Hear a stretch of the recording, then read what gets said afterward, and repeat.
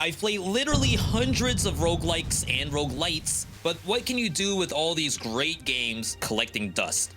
Well, you put them into a challenge, of course, but not just any challenge. Let's try to beat 10 action roguelites in a row.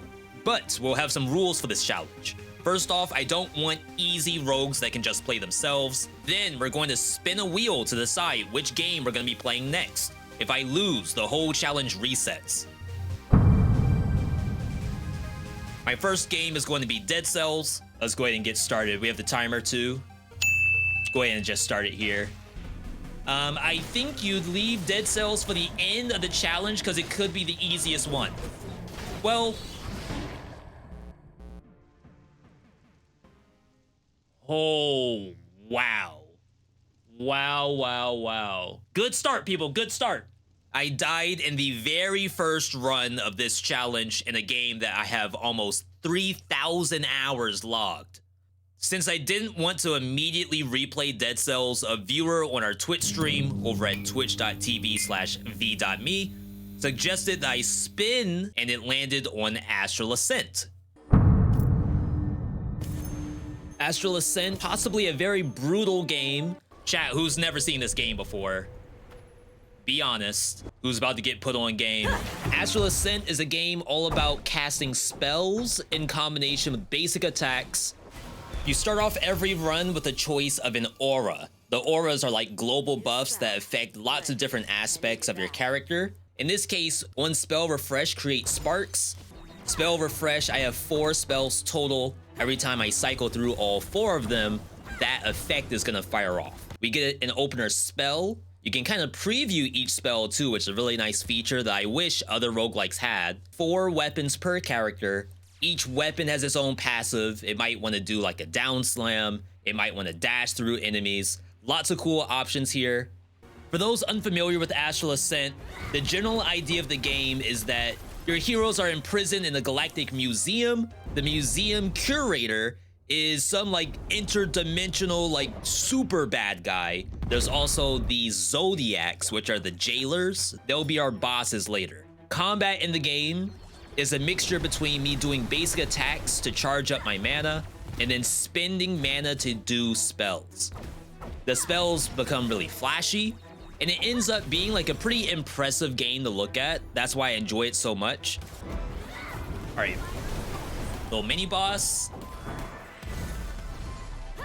As I said, this game's just like riding the bike. You would.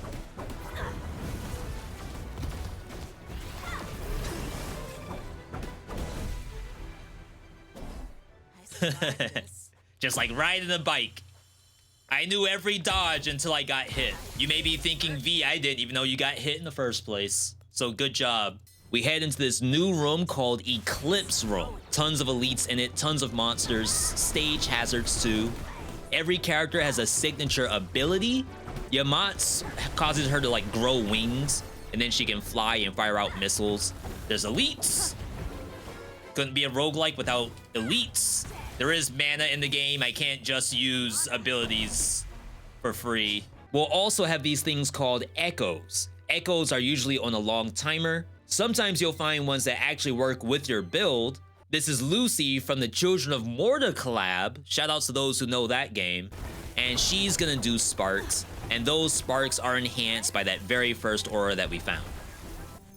I make it to a shop, and we're gonna try to like giga roll down. The way how this build's gonna work out is I have something called an imprint on my spell, and the imprint wants me to have all plasmas locked in on that spell to have a bonus effect. That is a big source of our damage as we get into the first boss. One of 3 choices of what your first boss is gonna be. We have to be fighting Taurus. This game has some of the best pixel art for any roguelike. It's like so good. So Taurus, as you can imagine, likes to charge at you and do stuff. It's not always him charging you. Sometimes he's charging missiles to shoot at you. Every Zodiac has an ultimate ability it does as well. You can see above the boss's HP bar, that's how long you have until their ulti comes out. This is like don't touch the ground, but luckily My basic attack passive has a dragon that comes out, and that just kills him on the spot. Other zodiacs are considerable. Yeah, okay, fine, Taurus. Later. With Taurus defeated, we open up the chest, and inside is not only some money and some healing, but brand new gambits. First one being on Spark hit, create a Quicksilver, and then Sparks have 100% added damage. We're now in the second biome. This is all fire related. We get to improve our character. This, I can choose electricity on my basic attacks. In this fight room, there's a bunch of like flying fire bats and all kinds of weird stuff on the ground. These aren't too bad to fight. I feel like Yamat has really good air combat compared to some of the other characters in the game. The Sun Temple lets me augment a spell with whatever element I want. I know we need plasmas in order to fill out the last 2 slots. We need 1 more plasma slot to get the transcendent version of my imprint. Mini boss 2.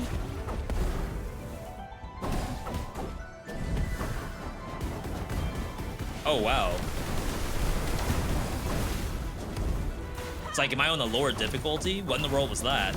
It's like 3 bullets. I'm used to firing so much more. We did find the last plasma we needed. That's gonna go on our Moose charge. And now it's time to test this out on the next boss. Leo has a big axe. He slams the ground and causes rocks to fly up in the sky. So that's multiple dodges you have to do. I already have him down by half, which he basically goes Super Saiyan 3, slams the ground, puts fire everywhere. But at this point, since we got the 2 maxed out lightning abilities, their imprints activated, he goes down almost instantly. We do still have a little bit of slime gameplay going on, so I'm still like kind of padding towards slime. If it shows up, we'll take it. We now head into the 3rd biome. This is all water and ice. These monsters are a lot more engaging, as you can clearly see. One of them turned into a torpedo and started chasing me. We still have the basic flowers and bats in the sky, but we're gonna start finding elites that do like really crazy stuff. I make my way to another brand new room called the Aura Collector. And this only shows up once per run. That's how strong this is. We can look at all the different slime stuff that they have. And there's one where slimes do more, and when slimes disappear, they create sparks, and then sparks have extra damage. So you can see how we can start to layer different kinds of even the auras together. So they are like propagating each other. It's like really, really cool stuff. We're in Andromeda's bar whenever we go into these transition areas, but Andromeda herself is fightable. It's actually one of the hardest fights in the game. How this fight works, she has a lot of chains that she'll grapple you with. Even my best plasma skills don't instantly one-shot her. She has a lot of bullet hell chains coming out. If you just walk through them, you do take damage. When she does her ultimate, there's a bunch of dodge patterns you have to do. Each one of these spikes or swords is either a dodge roll or a jump or a down slam. And then finally, huge bomb explosion that if you don't iframe through is an insta kill. Of course, I do have Death Defiance, so we get revived from it. But honestly, for the reward for killing her, probably worth it. I even use my health pot because I'm almost near death. Imagine if this was difficulty 100, how crazy this fight could be. With Andromeda dead, she's going to join us in our battle. You'll be able to see her in boss fights. The same tune. We head into our water signs boss. It would be an honor to show you how much I've progressed. An honor. It would be an honor to not die to this boss. I thought it was above that.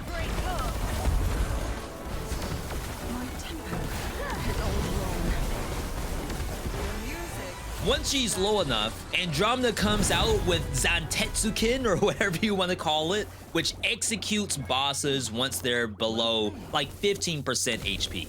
So let's go ahead into the 4th biome. In this area, I come across another mini boss that I don't really fight very often.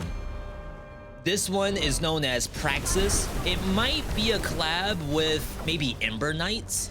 It has really cool dodge patterns, like laser beams that fire off on the entire screen. It has a command grab that's chasing me with. I didn't even know it had that. But then, of course, Andromeda comes in with enough damage, takes out the boss. I feel very strong at this point.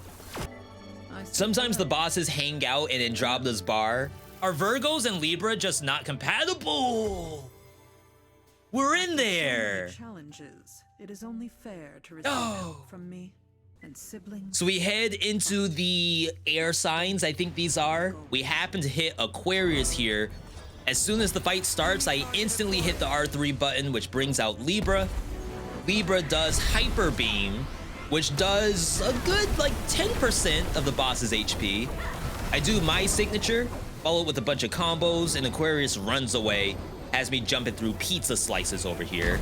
The last down slam does hit me, but I have 16 armor, not overly concerned. I toss out as many of my poison slimes as I can.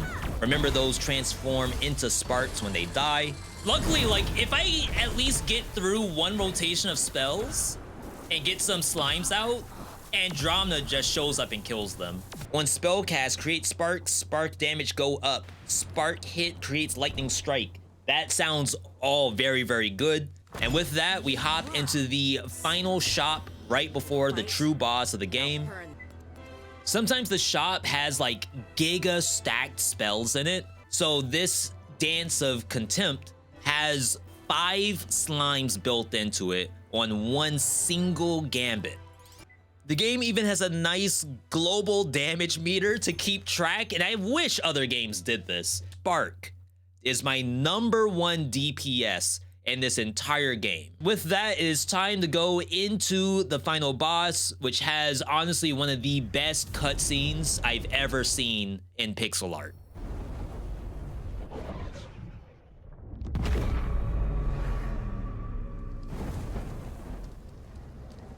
So sick. Doesn't help us for time, but it's so sick. So remember, this is the true boss version of Ophiuchus. Ophiuchus is the ultimate jailer. He's done all of this stuff, including destroying worlds. So our job is to dodge all of his BS.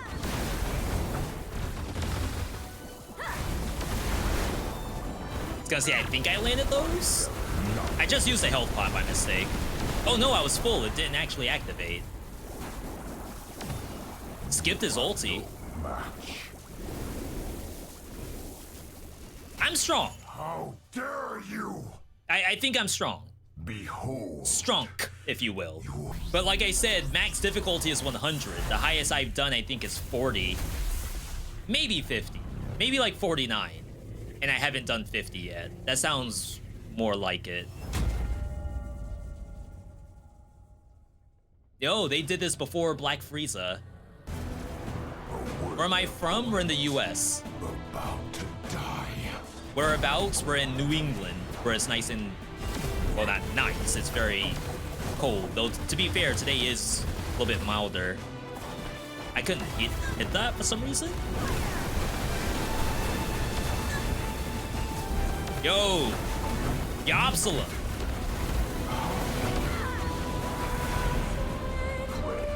Mandatory ad phase.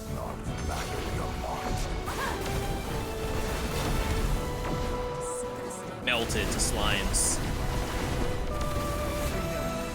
Ooh. Bro came back to a 9999. And with that, Astral Ascent is done. Of course, I have a lot of hours in it. If you want to see more of Astral Ascent, we have a full playlist on YouTube. Check it out if you enjoy this game. But it's time to move on to game 2. Spiritfall. Spiritfall is the action roguelike inspired by platform fighters. Think Super Smash Brothers, Multiverses, RIP to that game. There are 5 different weapons to choose from, and then each weapon has 2 different forms. and each form of each weapon has its own move set. For now, I'm gonna start off with drill form on the scythe. The drill actually separates from the spear, and now you have a separate move set on the spear form until you get the drill head back. Spiritfall is of course a game that's split into different biomes. We're gonna start off in the outskirts, and we're fighting against like random animals and golems. Nothing that's really like particularly dangerous if you know how to play the game. This is a game where there are multiple, I guess, gods you would call them, and each one has its own kind of blessings. A lot of these are gonna be based on fighting game maneuvers. We do have to fight elites sometimes. The elites have an armor bar that keeps them from getting stun locked. Until that armor bar goes away, they can always do their attacks. And sometimes your character has to like build towards breaking armor. You can see my combos are starting to come out now. I'm starting to remember how to play this game, swapping in between spear form and drill form. We're gonna collect this boon, a bear. It's all frost related. This is called edge guard, just like you would do in a platform fighter. Where like I'm on the edge and I do that, and whatever is trying to get back from the edge dies to it. One time per biome, we get this really special room called Hidden Rift, which I like to call the Smash Brothers room. This is a fight between three different, or I think it's the same, three of the same like NPC that requires you to knock it off the map, and it will do the same thing to you. No, I didn't even get to explain it. I got freaking destroyed. So once I get into the first boss, basically imagine that I'm fighting this thing with a rusty dagger. I have literally nothing else because I made so many mistakes in that Smash Brothers roam. This Enduring Sentry has an armor meter so it doesn't get staggered. But then once you break that armor, all hell breaks loose because you can do like literal fighting game combos. You try to like air juggle the boss. You can try to splat it against the wall. You have to do as much damage as you can before it goes back into its armored form, and then you have to get through that all over again. I fat finger so much in this game. Please someone tell me this looks hard and that I'm not just garbage. My build just sucks. I have 0 buttons right now. So because we have a specific weapon, the weapon has different kinds of augments to it that you spend your essence on. For example, the drill head can emit projectiles while it's burrowing. You get more essence based on combo count and based on some of the god boons that like focus on currency. But now we're in the jungle biome. There are chimp looking things, there's birds, which are the introduction to monsters that are more focused on the fighting game mechanics. Like these things actually fight you back. We find our first mini boss of the game. This is Overgrowth. This shows up randomly on that biome map. This thing is still like kind of dangerous. It's constantly shooting out bombs, but because the bombs literally go for your character, you have to hit them away before they hurt you. Sometimes they even have to wall jump to get out of this. Luckily, the boss can be like juggled at least a little bit. Just try to maintain as much damage as I can. Twister. Become poised, spin rapidly, inflicting damage, pulls enemies in. We get our Smash Brothers fight, the rematch. This is versus a different monster. It's like more nimble looking. We get to use our Twister. Twister will suck in the monster and launch it upward, but it is on a cooldown. My dousing, that actually worked out really well. See us. No, she lives!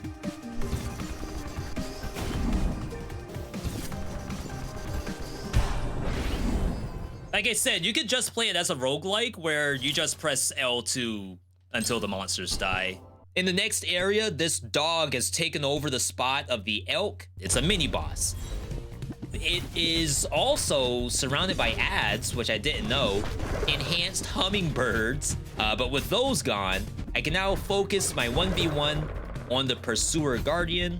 It's called Pursuer Guardian because on that biome map, it will actually walk all the way down the map until it reaches your character. Neutral and any other directional attack performed within 1 second of it deals more damage. I think I remember the neutral is like decent. Maybe this one is? And we head into the boss room. There's a 3v1 versus the Dark Trinity.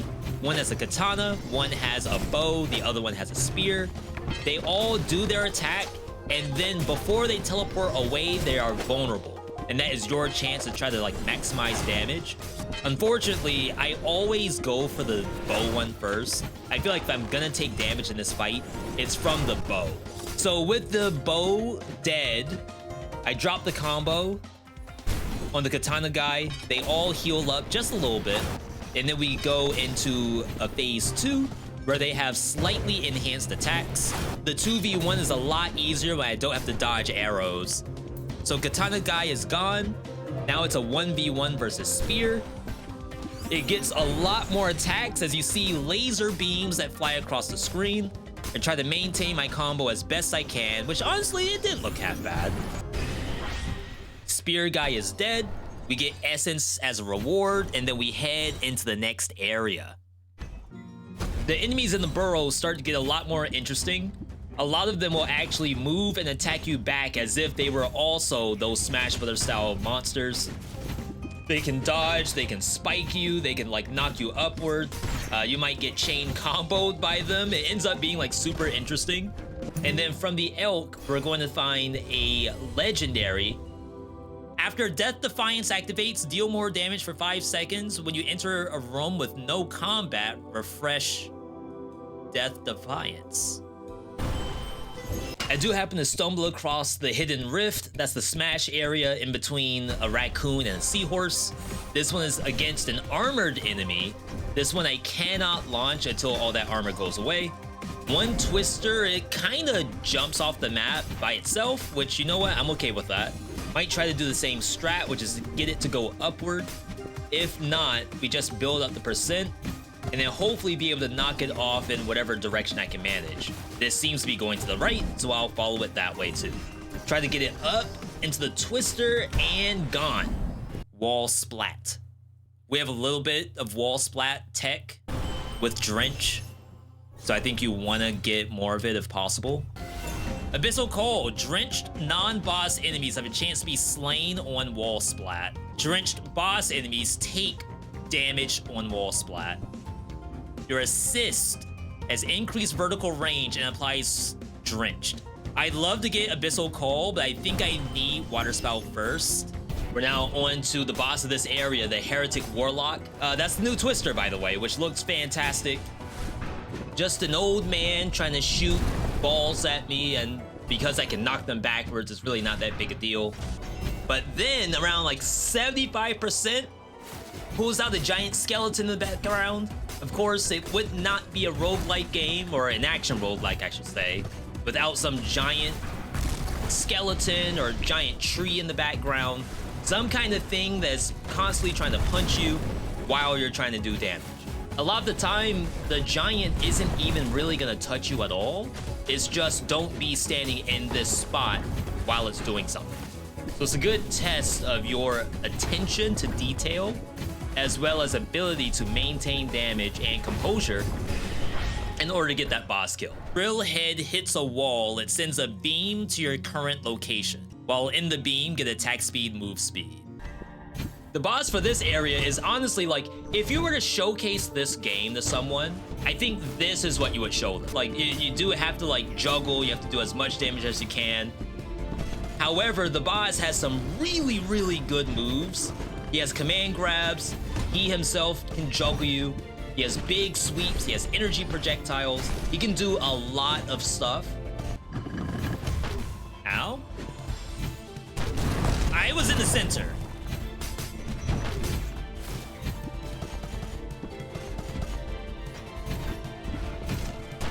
Okay, that's not safe. He was moonwalking for a second. Okay. Just realized this boss is in Astral Ascent. from the crossover. They've done a couple of crossovers, actually. So this is the last biome. It's a lot of individual fights where you can kill them completely, or you can do some Smash Brothers to them. Like that. Later. Wait, no way they can come back. They got way too close to coming back. At the last shop, I get Abyssal Callback. Drenched enemies take extra damage when they wall splat. I'm actually not sure if there's a such thing as wall splat on this boss. This boss is gonna be similar to the biome that we were in. It takes the majority of its damage if she goes off the side. The issue here is that she attacks from many weird angles. See, I don't know if that counts as a wall splat. Oh my god, I fear that my kill shots are not very good. Oh, she went AFK, her controller disconnected. V, that's BM. Protect the edge. All right, phase 2. Wow, that just spawned in my face. So I can hit that little soul that's moving around. Can also hit me.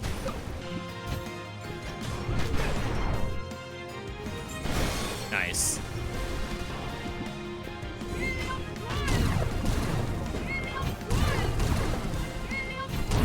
Spamming? Oh my god, if I connected that, she would have died. Nice. She stayed near the edge for some reason. All right, and that is GG for Spiritfall. I do believe this is a finished game. There was one collab with Dead Cells in the form of skins. There's also other things to do once you beat the game. You can equip different masks, and the masks have different effects. Some of them are like damage while you're full HP, damage with launchers, damage in mid-air. But anyway, that one is complete. Let's move on to the next. Spin again. Okay. Another game that, like, I don't anticipate losing, but I didn't think I'd lose Dead Cells either.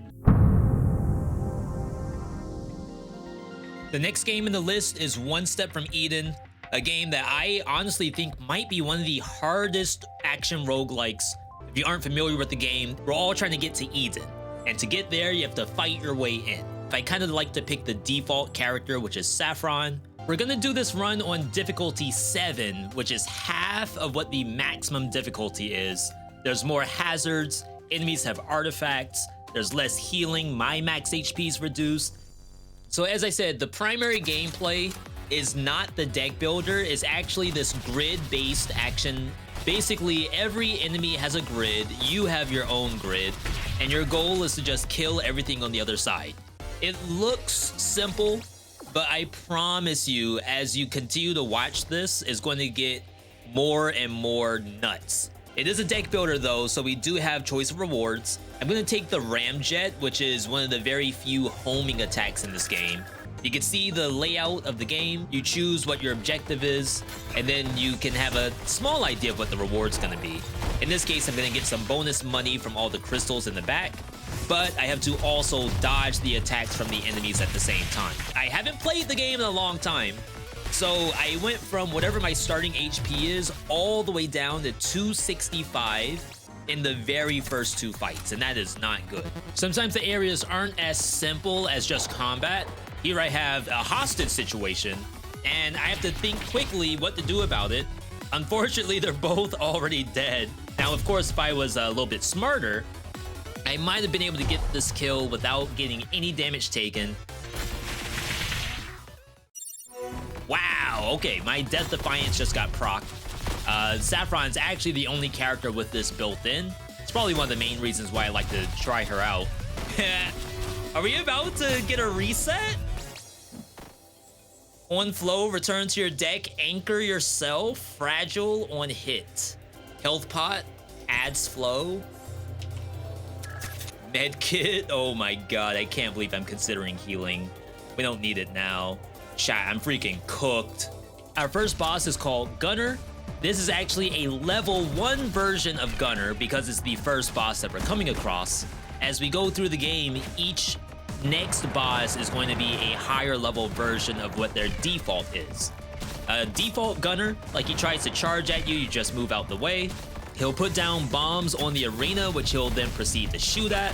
Finally, he puts down bombs at my location and then shoots a laser up every individual row of the battlefield and then back down. That is pretty much the extent of what level 1 Gunner wants to do. And again, this is level 1. So a higher level boss is going to be even more stuff going on. With Gunner defeated, I have the choice between either killing him or sparing. I'm already at 700 HP, so sparing would heal me. So instead, we're gonna kill Gunner and get some XP and some money. The card reward we'll take is Glaive. Glaive is another like automatically targeting weapon.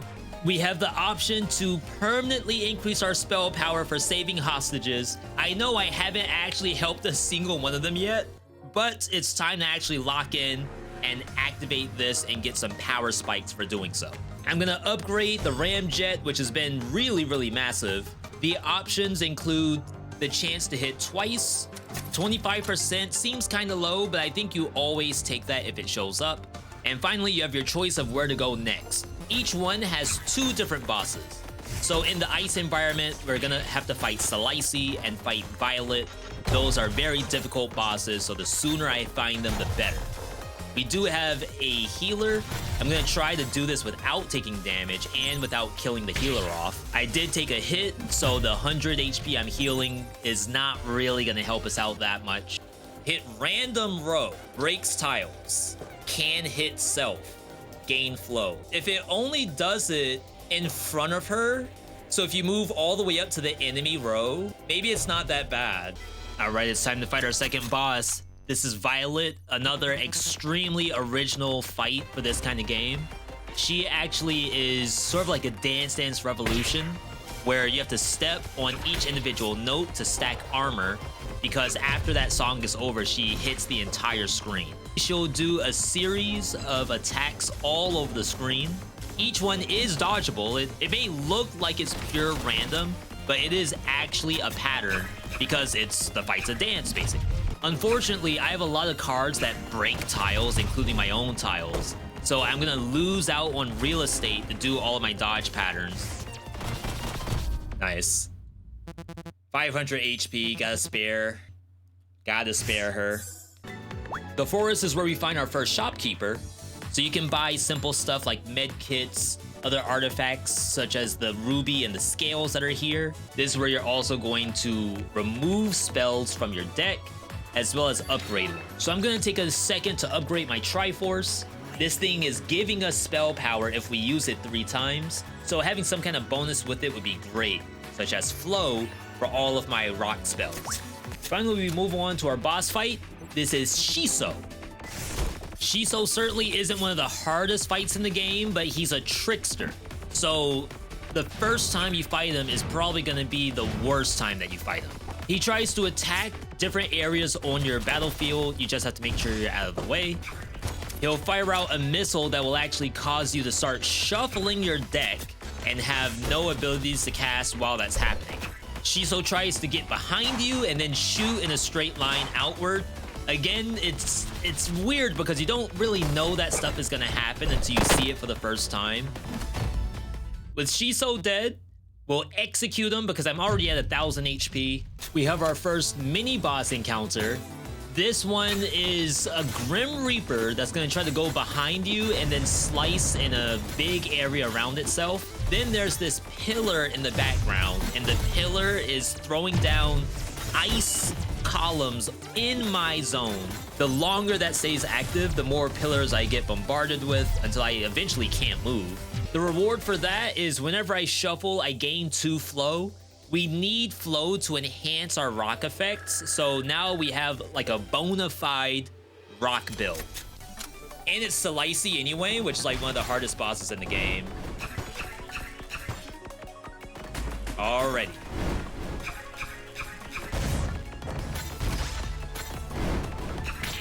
Oh my god, I did that so backwards.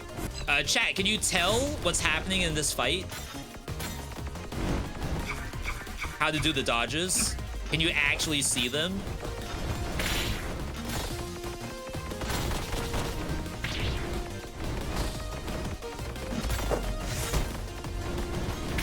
Oh, she couldn't move. Neither could I.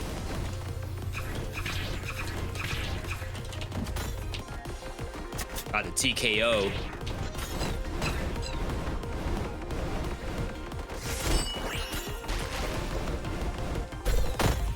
Oh, wow. That's bad. Hard game to just come back to. There's always so much going on. I still remember how characters work. The issue is that, am I actually doing the stuff? SlimyYy gives me a little bit more HP back as we head into the ruins with, honestly, some of the most annoying monsters in the game.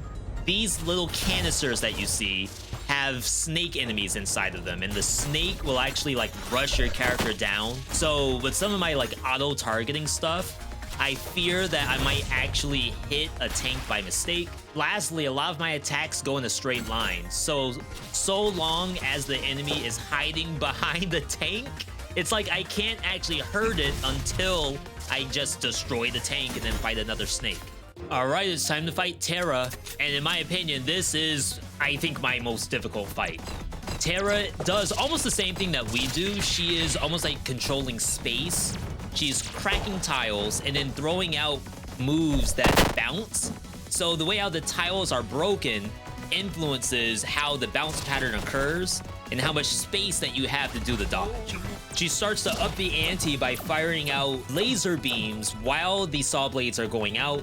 But this move right here, the zigzag with the four corners broken, I don't know why, but after all these years of playing this game, I cannot for the life of me dodge that move.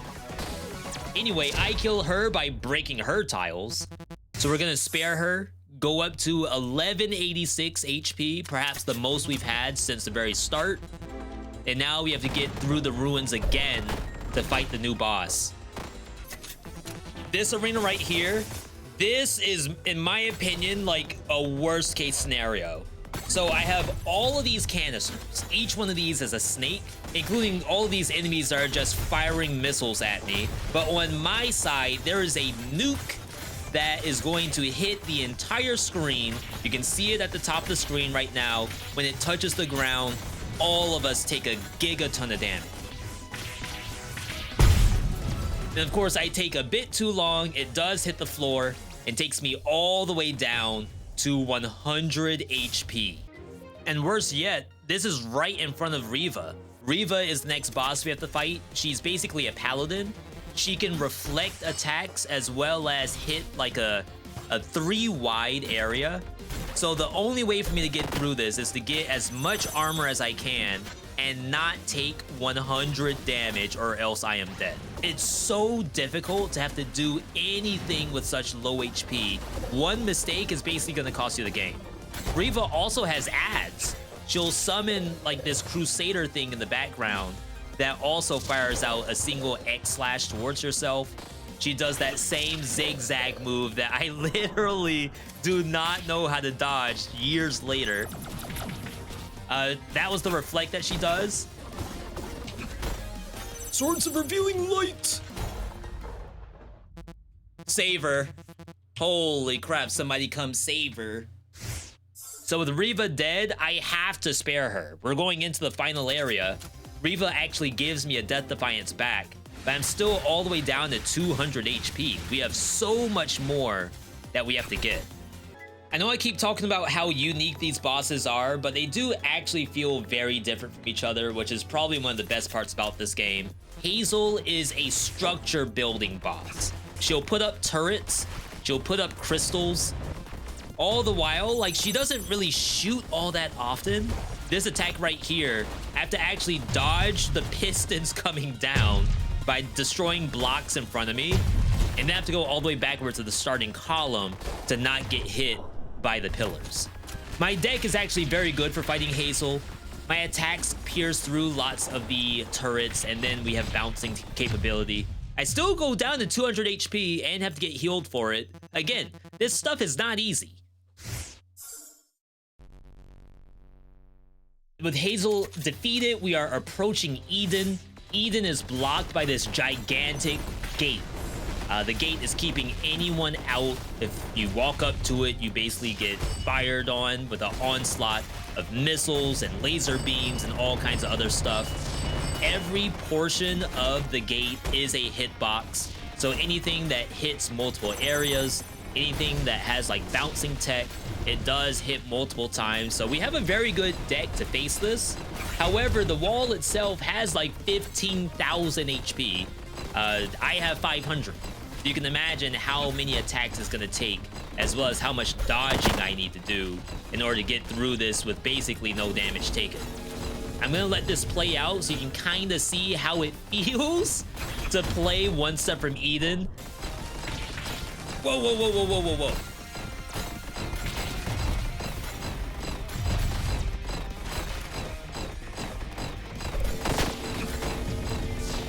How much HP does this thing have? Chat, someone tell me how much HP this thing had. This fight's not stopping.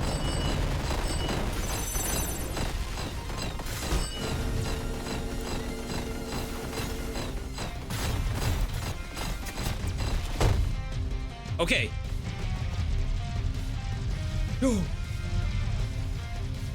Did we do it? And with the gates to Eden opened up, a giant angel appears before me and decides that I'm not ready to see Eden and kills me on the spot. No, that's a win. That's a scripted death at the end. Basically, the way how the game goes is that there's save some people so they heal me, kill other people's for loot. Otherwise, you would like save them all and have a different final boss, or you'd kill them all. So that's a dub. That is actually a dub. If I get a repeat, we just spin again. Because I don't want to remove anything. BlazBlue.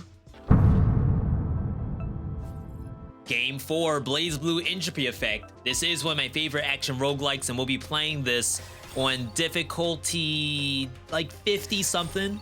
For those of you unfamiliar with BlazBlue Entropy Effect, the current game that I'm playing, not Entropy Effect X, which is probably out by the time this video goes out, you basically play as the Acer to do these combat trials that they call mind training. So we're gonna take the katana wielding tanky Hakumen. Before you start the run, you get 2 of the other characters to inherit. I think we're gonna grab the prisoner from Dead Cells. He has the wolf trap, which is a very, very useful thing for Hakumen. On top of that, I'll grab Ragna. Ragna actually reduces your HP to give yourself more damage. And I, not to toot my own horn, I think I can show off this game pretty well. I think. BlazBlue Entropy Effect is another build your own fighting game character roguelike. What I mean by that, it's a little bit different than Spiritfall, where you have like different things that have their own movesets. We unlock new moves as we play, and those are called potentials. Here's an example of a potential for Hakumen. This is Isaha. This gives you more invincibility frames during your dodge roll. Because Hakumen does not have like a true dodge roll, he really has a shoulder tackle. After each stage, you're gonna have a choice of 3 different areas to go to. Some of them are listed as a tactic. Tactics are different than potentials. A lot of them are elemental based.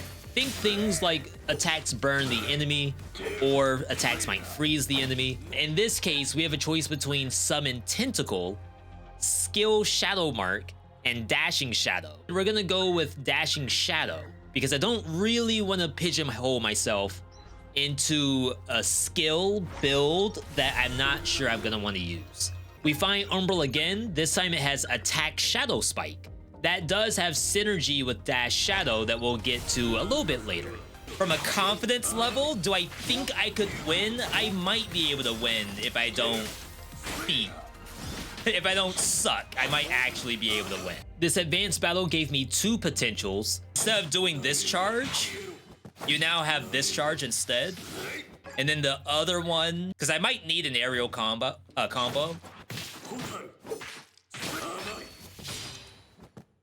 That might be legit.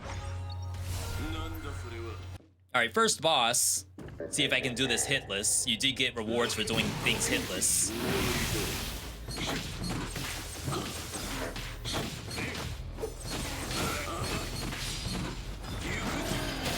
Oh, wow. It actually gets snared by Wolf Trap. I didn't know that. I gotta block some hits, though. Oh, wow. He might die here.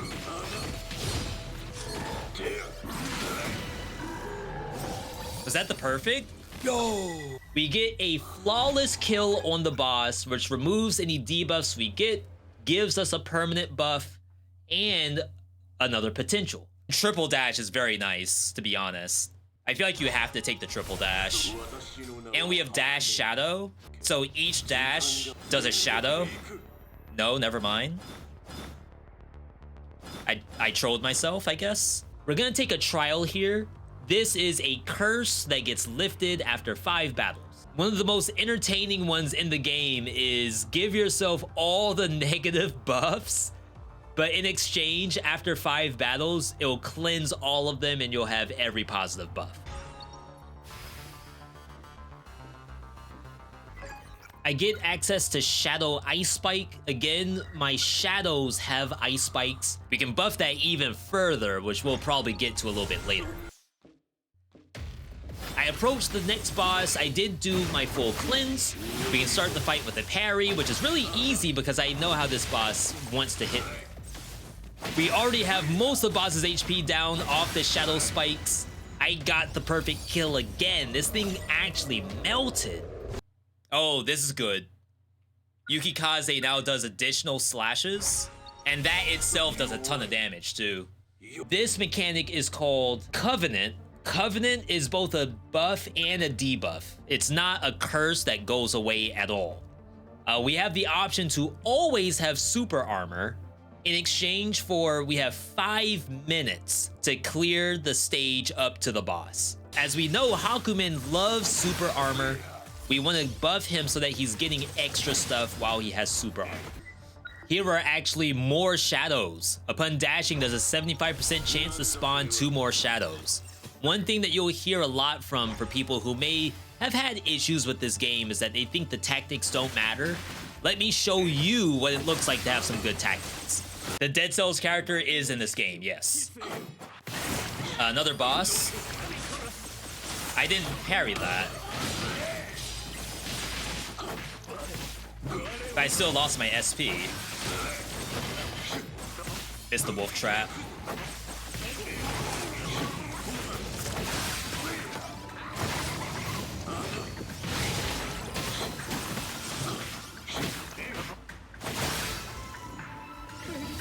Hakumen does a lot of damage. We have the final version of Kokujin Yukikaze, which is the full 360-degree parry. So I can tell you right now, I am strong. At difficulty 51 with like maximum buffs, dash shadows, shadows have ice spikes. We have up kicks, we have jump resets. I am clearing monsters before they really get the chance to fight me at all. So we're gonna head into the 3rd boss. We're gonna start off with a parry.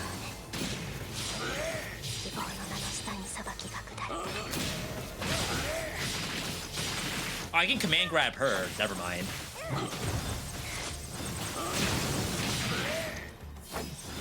I have ulti. Just trying to maintain my flawless. Wow. We got another perfect kill. At this point, my build is pretty secure, but funny enough, every potential that you get is actually a 20% DPS bonus across the board. In fact, the game actually grades you on how many potentials you've gotten. We're now in the final area for BlazBlue Entropy Effect. You now have a series of challenges, and you can skip all of them if you want to and just go to the final boss, or you can try to do up to, I think, 10. You do get to fight bosses as well besides the final boss. These are actually ones that would have shown up in a normal run, but they randomly show up here. This is against Advanced 901. This fight is honestly annoying to me because she keeps going into areas that are like just covered in damage. It makes it so that I can't actually hit her. So I usually do not get a flawless kill on this boss. It's like one of the few enemies that goes invulnerable. Just have to sit there and let this giant thunderbolt go off. Our reward for that is taking even less damage while you have super armor. I actually didn't know Hakumen had all of this super armor stuff. I knew he wants it, but I didn't think it was this good.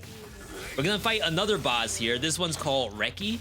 This is potentially the hardest boss in the game. This is like a very difficult fight for most characters and most players. Advanced Reki follows a lot of the same rules that your own character follows, where she's like invulnerable sometimes. She's jumping up in the air. She's attacking diagonally. She's knocking you backward if you're too close. She has unblockable moves. It's basically like a fighting game. I think she's invulnerable during this.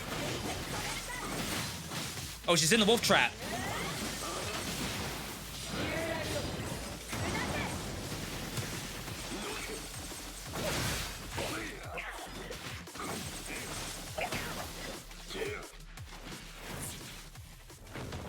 Phase 2. So like, am I necessarily doing fighting game combos to win this? For this character, not really. Crap. Honestly, the super armor and vulnerability is saving my life.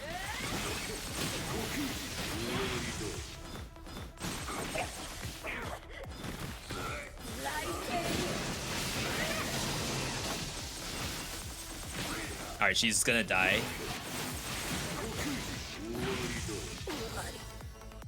Didn't take a ton of damage. Got most of my life back, if not all of it. Is this character broken? Why didn't y'all tell me this character is legit broken? Oh, crap. I just hit the timer. I didn't remember we had a timer. In the top left, it's at 8 seconds. Okay. Susanoo time. I guess I stalled for a little too long. So we are entering the ultimate challenge is what they call it. Susanoo. Or Susanoo. I don't know how you're supposed to pronounce it, but this is the final boss of BlazBlue Entropy Effect, at least as of right now. It's me, really, right? Like, I don't know the deep lore. I know that BlazBlue is supposed to be really complicated from a lore perspective, but unfortunately, I did hit the timer, so I do have damage that is just ramping up on my character. I'm taking 72 damage per second until the boss is dead. I can't block, I can't parry the clock, right? He's running away from me.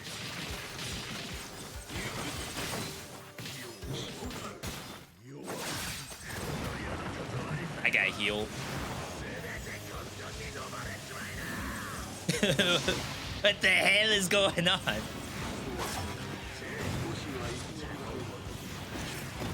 All right. I didn't heal for very much.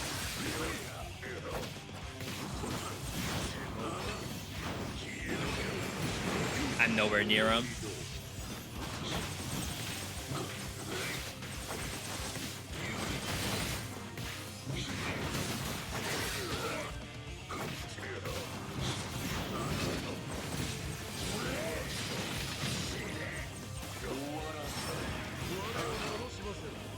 Bruh. People aren't actually hitting me. Yo, ugh. Easy game, easy life.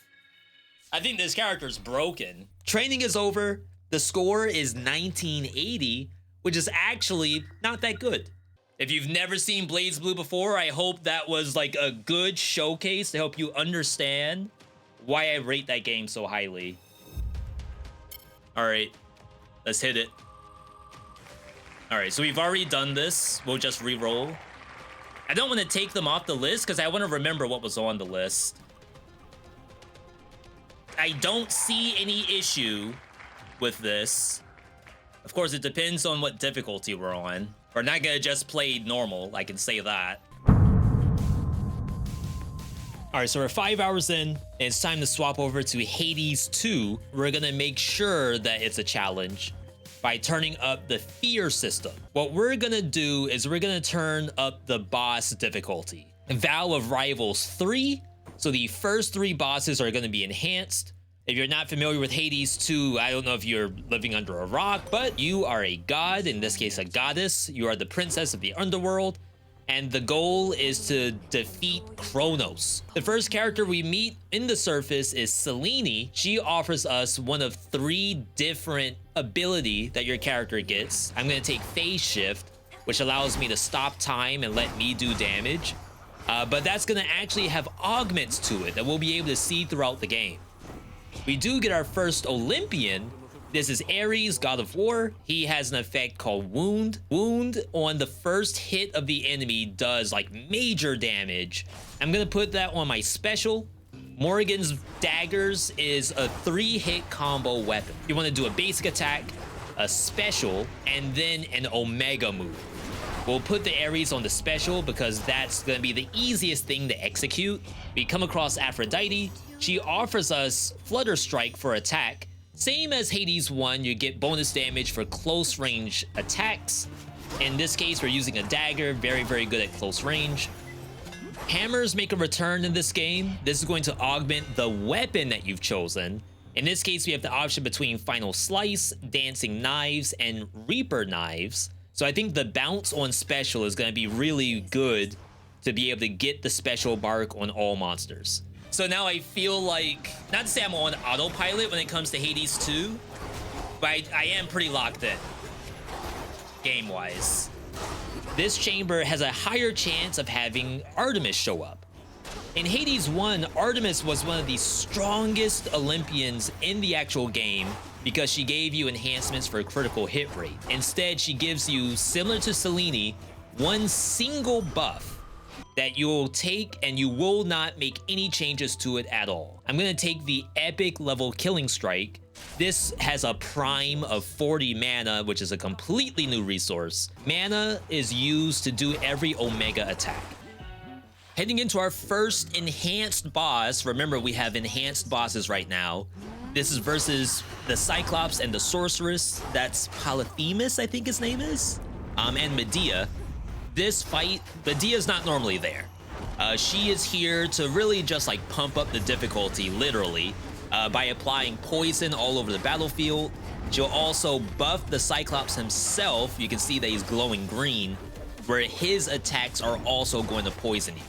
And the only way to cleanse the poison is to run to these altars and heal from there. My goal here is to just keep my own gameplay up by applying these 3 stacks.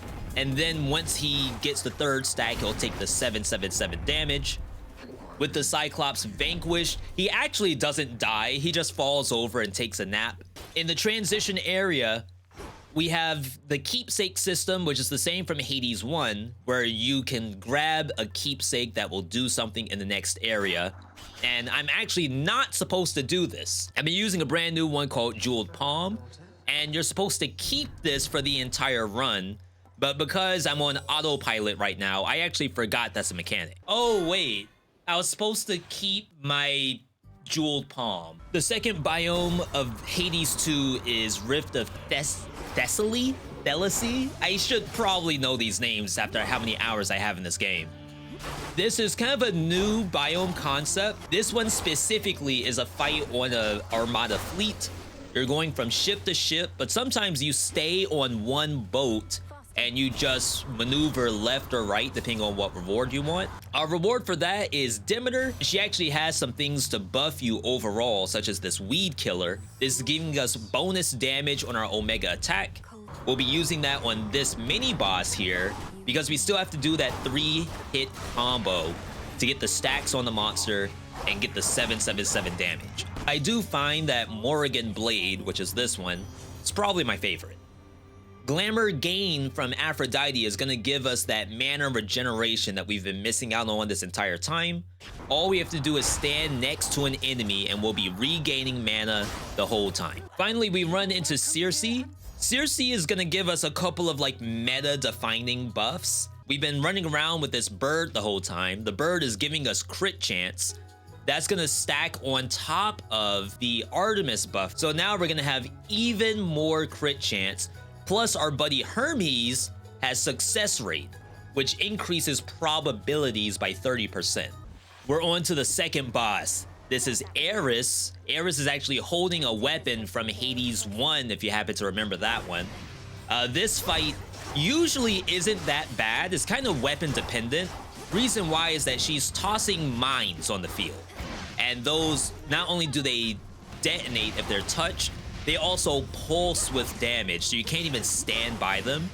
So if I'm using, for example, a melee weapon, how am I supposed to destroy those orbs without putting myself in harm's way?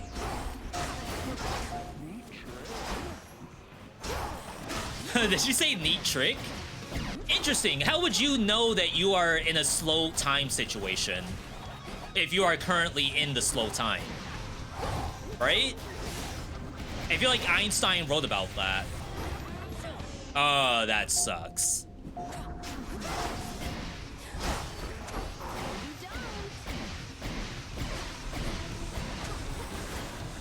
Wait, am I gonna die? So I finish off Eris with only 25 HP left. That could have been a full reset on this challenge if I screwed it up any harder. One way that we can solve that is taking aromatic file from our good friend Narcissus. This allows us to get more healing from the well that's in this transition area. With that, we go back up to 150 HP. Should be enough to get us back in the game. We're now headed to Mount Olympus. This place is under siege from Kronos' army as well as Typhon. The enemies here are a mix between Stygian enemies, but there's also automatons. These are sentry bots set up by Hephaestus, and they're actually attacking those Stygian enemies, but they also attack you too. We'll be able to see that on this automaton called Talos. This used to be one of my most annoying fights in the game, especially as a melee character. You can see there's fire on the ground, he spins around, it's just very unsafe. But in reality, so we're using the teleport from the Morrigan Blade to go behind the boss, do our 3-hit combo, get the 777, and then get the kill.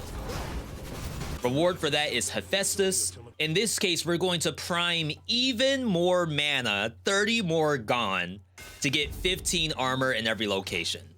I'm down to just 50 mana available, which is probably going to be a problem. This is SlimyY's Path of Stars. This almost has a skill tree tied to it. So what we're taking is whenever we do SlimyY's slow time, it's actually going to make Demeter show up. And then Demeter is going to do this screen-wide freeze that also does damage over time. We head into the third enhanced boss. This is a 2v1 Prometheus and Hercules or Heracles. I don't remember which one he is in this. But this honestly is probably one of the harder fights in the game. Reason why is that Prometheus by himself is hard enough as is. Hercules is like kind of whatever. He's just constant pressure on the field. But really, it's all about getting Prometheus down ASAP. He's running away because he's in passive mode. Bottom. Oh, middle, bottom, middle.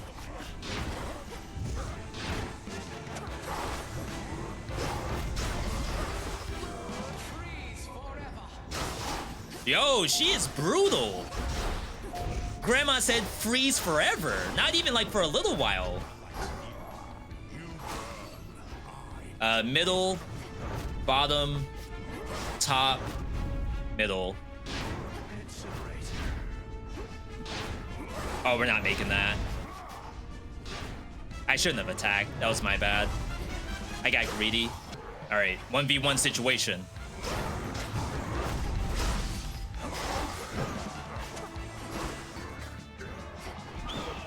Wait, the bird's still here? Shouldn't the bird be done?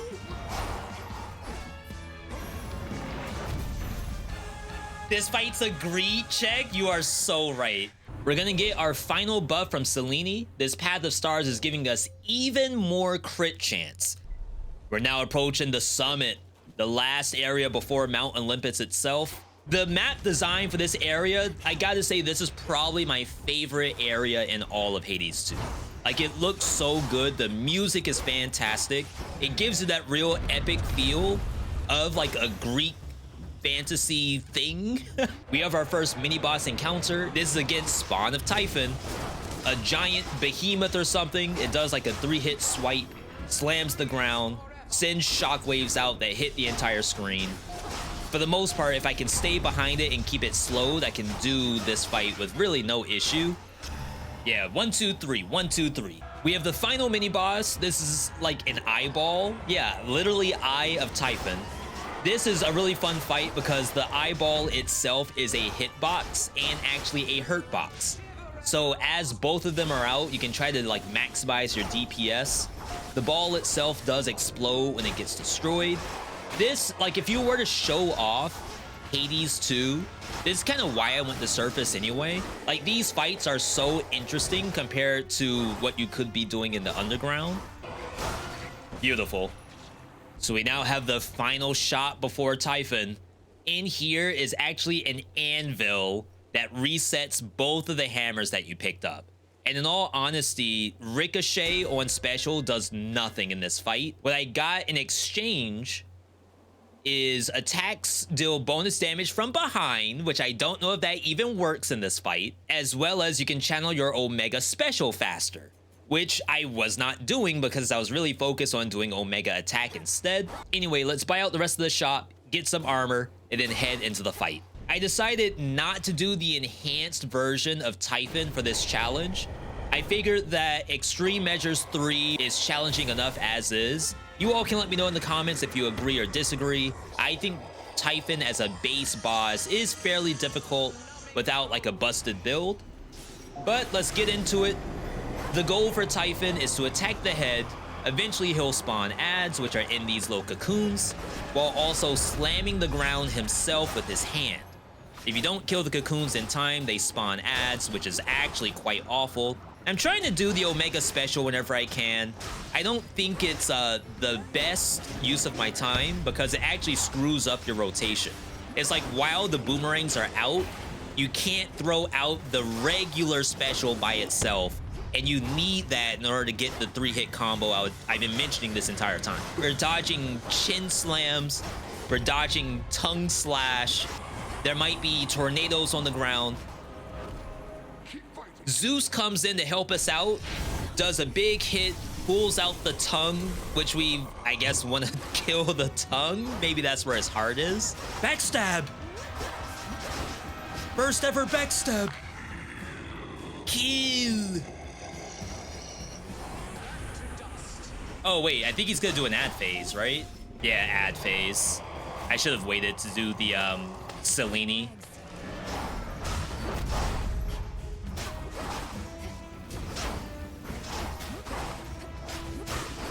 All right, one ad.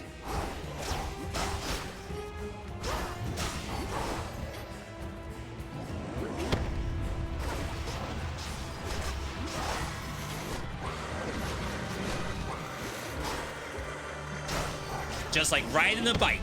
Crap. Like your grandkids will ask you how to fight Typhon when they're doing retro gaming on their live streams. You'll still remember how to do this like you did it back in the 2020s. I just hate this part where like I have to deal with those before I can go back in. So one more good combo. We go into the cutscene. With that, Typhon is eradicated. We get our reward, which is a Typhon eyeball, I believe. But before that, we get to see our stats. And you all know me, I love me some stats. Omega attack, 160,000 damage, absolutely obliterated. The Blood Triad, which is a 3-hit combo, was the second most damage of the entire game. But that's Hades 2. If you like Hades 2, I have videos and a guide for the game. Be sure to check them out on the channel. For those of you here for the first time, welcome. I'm Veedotme. If you're on YouTube, I encourage you to leave a like on the video, just like it's a regular old video. What do we got? Skul, the Hero Slayer. Confidence level, I'd say, is an 8. The point of this challenge is to play hard roguelites. Skul is near the top of that list. We're gonna start off by choosing a Skul. When you equip this, you kind of turn into Frost Skul itself. And that's the overall theme of this game, is that your character equips the head of different like legendary monsters and you take on their power. For those who are unfamiliar with this game, Skul the Hero Slayer, you are playing as a monster. At one point, there was peace between monsters and humans. A treaty was signed between the two of them. But then the humans started experimenting with dark crystals and actually abducting monsters to perform experiments on them. At one point, they even kidnapped the Demon King himself. And now it is your job in Skul the Hero Slayer to defeat the humans and rescue the Demon King. In order to do that, I'm gonna take a Skul that I have really never used because I don't think I like it at all. And that is the Carleon Soldier Skul. This is actually like the embodiment of the human soldiers, where I am summoning different melee and range and assassin soldiers to do my bidding. In our first shop, I come across something called Sage's Time. This is giving us skill cooldown reduction. I know for a fact that this Skul wants to spam skills. We really only want our summons to do something. So I need skill cooldown reduction, physical damage, and defenses.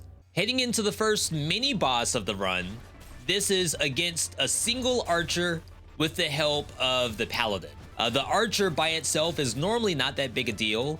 I'm swapping in between my Ice Skul and my Carleon Soldier, because as soon as I press my ability of the soldier and it goes on cooldown, there's almost zero reason to be on Carleon Soldier anymore. Nice. So we'll move on, find Arachne. This lets us level up the Skul by spending bones we've collected so far. We still only have the single armored soldier, but when I press the button, not only does it do the shoulder tackle, it actually stays on the battlefield to do a couple more hits. So let's go ahead into the first boss, the Yggdrasil tree. This thing, as you can see, has a bunch of dark crystals in it because it's been experimented on. It's lost its sanity, and now it's up to us to, calm it down a little bit. Unfortunately, Carleon Soldier absolutely sucks in this fight. My spawn shows up at the bottom of the screen instead of like on any of these platforms or even on the fist. We can actually freeze the boss, like literally freeze the boss in this game. A lot of action roguelikes, for some reason, don't allow that. Unfortunately, there's nothing here particularly impressive for us. So I'm just gonna grab the Mana Tech one that does an additional effect every time I do a basic skill. After every boss, we get access to a dark ability. I need something that does an effect every time you do an ability. Predicted pain upon dealing skill damage to an enemy. Skill damage is amped. I think it's this. And I want to say that each individual hit of my pets counts towards skill damage. We head into the Carleon's Palace. We have 60 bones, which is just enough to do one transformation. We go to level 3 of Carleon Soldier. This is called Carleon Officer. We get access to the Armored Soldier and the Archer, and they stay on the battlefield for 10 whole seconds. Here's an example of how an elite looks that has a dark ability. This is Hammer Giant, which has protection built in. So if you attack it from the wrong side, you actually do 0 damage. It's not very difficult, you just have to go on the back side of it. Every monster in the game can become an elite, and the kind of effects they get dramatically change how strong they're gonna be. Our reward is the Genie. This is a Skul that we should actually swap to. The Frost Skul is one of my favorites because the swap actually gives you iframes. The Genie has that technology too, except it's a physical Skul. I free a Dark Priest. This is going to actually give us a new set of abilities. I'm not a big fan of the Armored Skeleton. The Archer was okay, but doing the change gave me access to the Assassin and the Warrior. Second LARP fight, this is against the Mage and the Paladin with the help of the Archer. The Archer in the background, you can't see, but she's actually firing out arrows from the sky. No one can hit her because she's flying. That's great. Like, it's not unplayable, but the fact that it can't hit stuff in the sky, it's gotta be a C. We're back in the shop. I do see a really shiny object. This is Archdemon. This is a quintessence. It's an ability that you can cast on a cooldown. This is the example of that quintessence I have. I know the effect looks a little bit over the top, but I can promise you that's kind of mid compared to what shows up in this game. Eventually, you'll get to the point where you might be doing like so many effects that are only possible in a game that looks like this. We're fighting against the second boss. This is Liania sisters, as well as their Dr. Robotnik looking dad. The sisters themselves, it's a 2v1. This is probably one of the first roadblocks of the game for a lot of people. Get meter. Press R1. Oh my god, I got hit by all of those. My skeleton was AFK. I mean, it's my first day back. I can't feel bad about it being my first day back.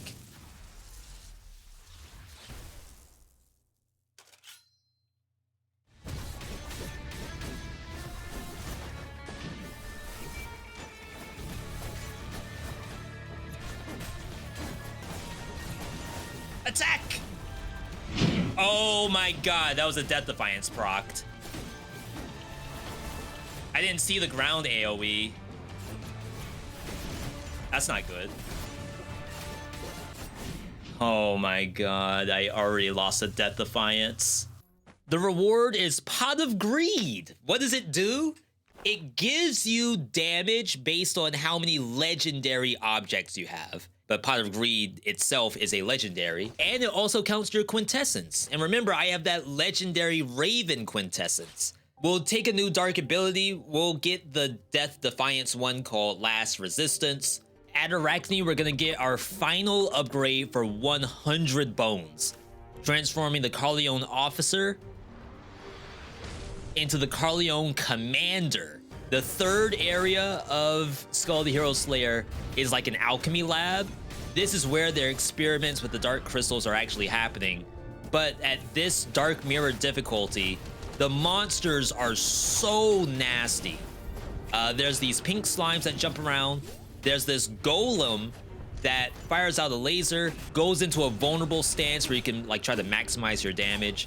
But of course, Carleon Officer sucks, so I cannot kill it in just one phase. I'm gonna go back up to the top because there's a guaranteed legendary up here because I need this for Pot of Greed. Inside is Armor of Fear. We're gonna take that, get our pot reward, which happens to be Indomitable Will, which has an absolute paragraph of text here. For all you need to know is that my damage goes up and I burn enemies that I'm near. If that enemy burns for long enough, it burns for even more. So now we have 4 courage, 3 masterpiece, 2 treasure, 2 mystery. For all you need to know, the numbers have gone up. All right, third fight against the RPG kids. This is Archer, Mage, and Priest. The Priest does actually heal the other one, so it makes sense that you probably want to focus down the Priest first.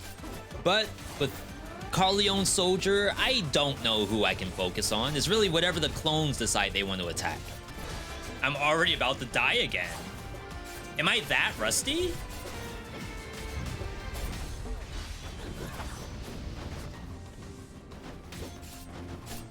I don't know what hit me just then.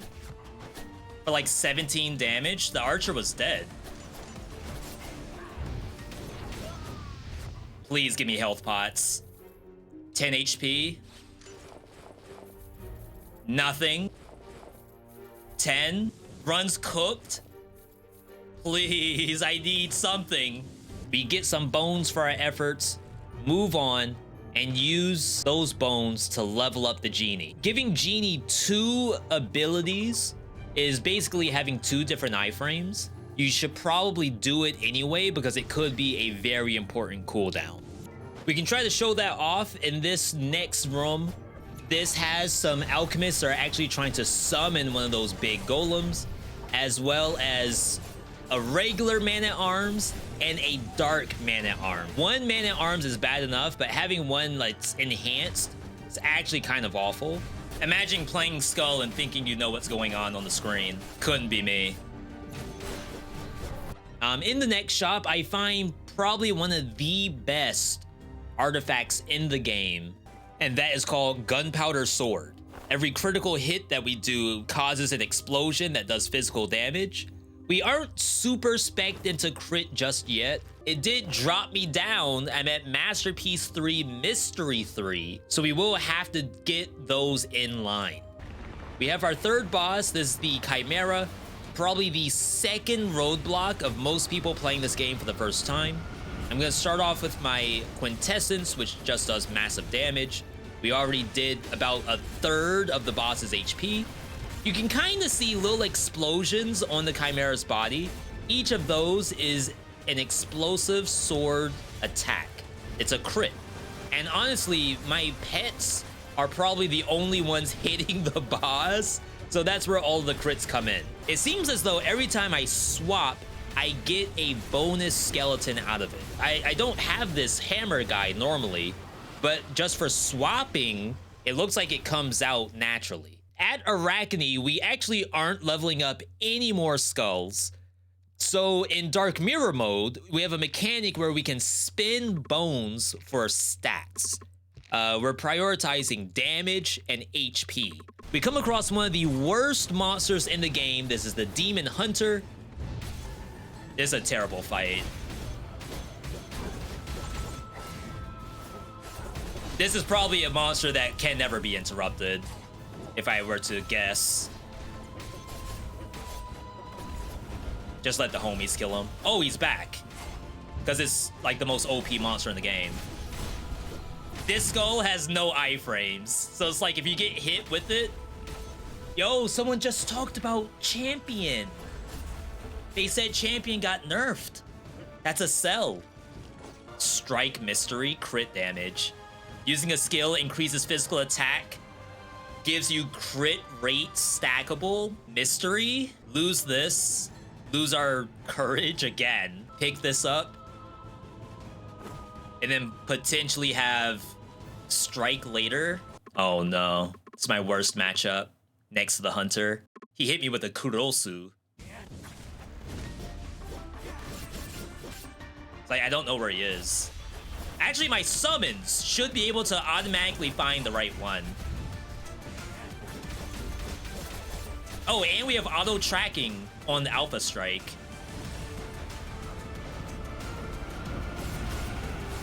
Wait, this was a great matchup. Just stay in this form. This thing just has better dodging.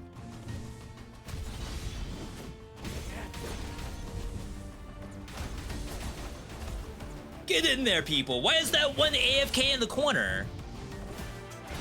Yo. We killed the thief. We've landed on what's probably the final imprints that we'll have. Mystery 4, Masterpiece 3, Arms 2, Duel 2, Heirloom 2, Brawl 2's Treasure.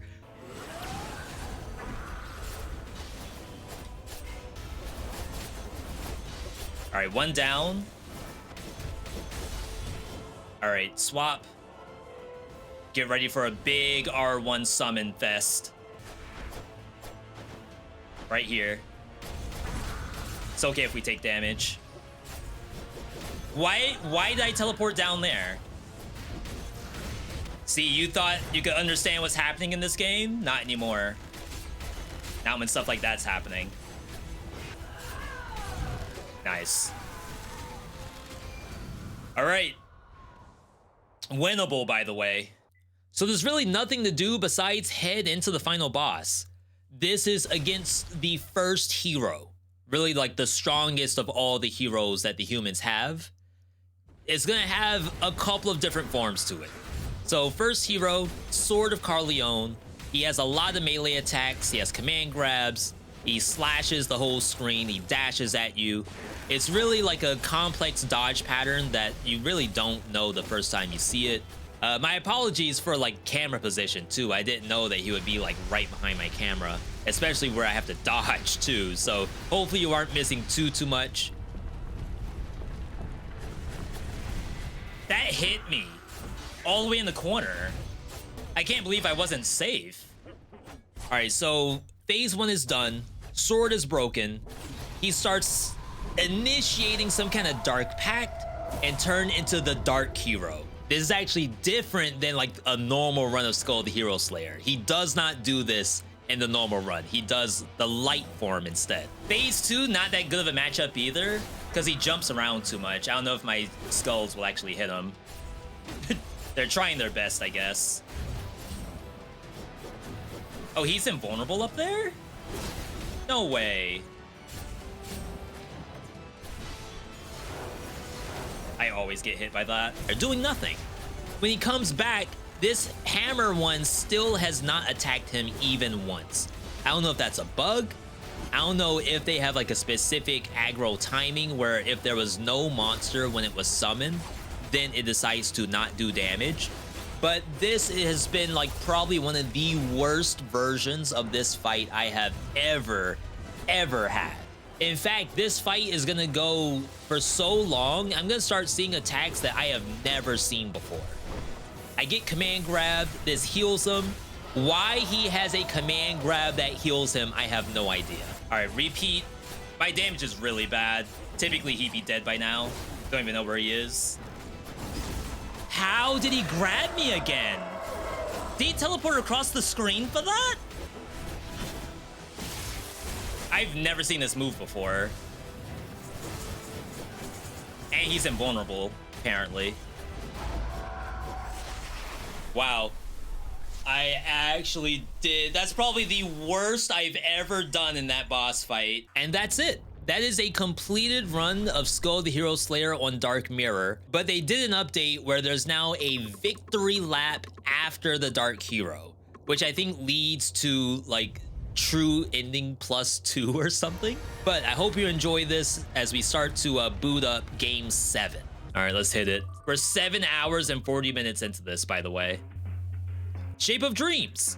Confidence level, I'd say maybe like a 7. A lot of times these challenges will show the older games that we have hundreds of hours in already, and maybe that's not as challenging as it would be on some of this newer stuff. Ignore the Christmas hat for right now. This was recorded kind of during the holiday season. For the difficulty, the maximum is called Nightmare. We're gonna play one below maximum, which is called Ominous Dream. So here's how the game looks. We have a map where you have to decide where we want to go, and each node on the map is a mix between objectives and fights. The core gameplay is an isometric action roguelike with MOBA influences. So you start off with multiple different abilities.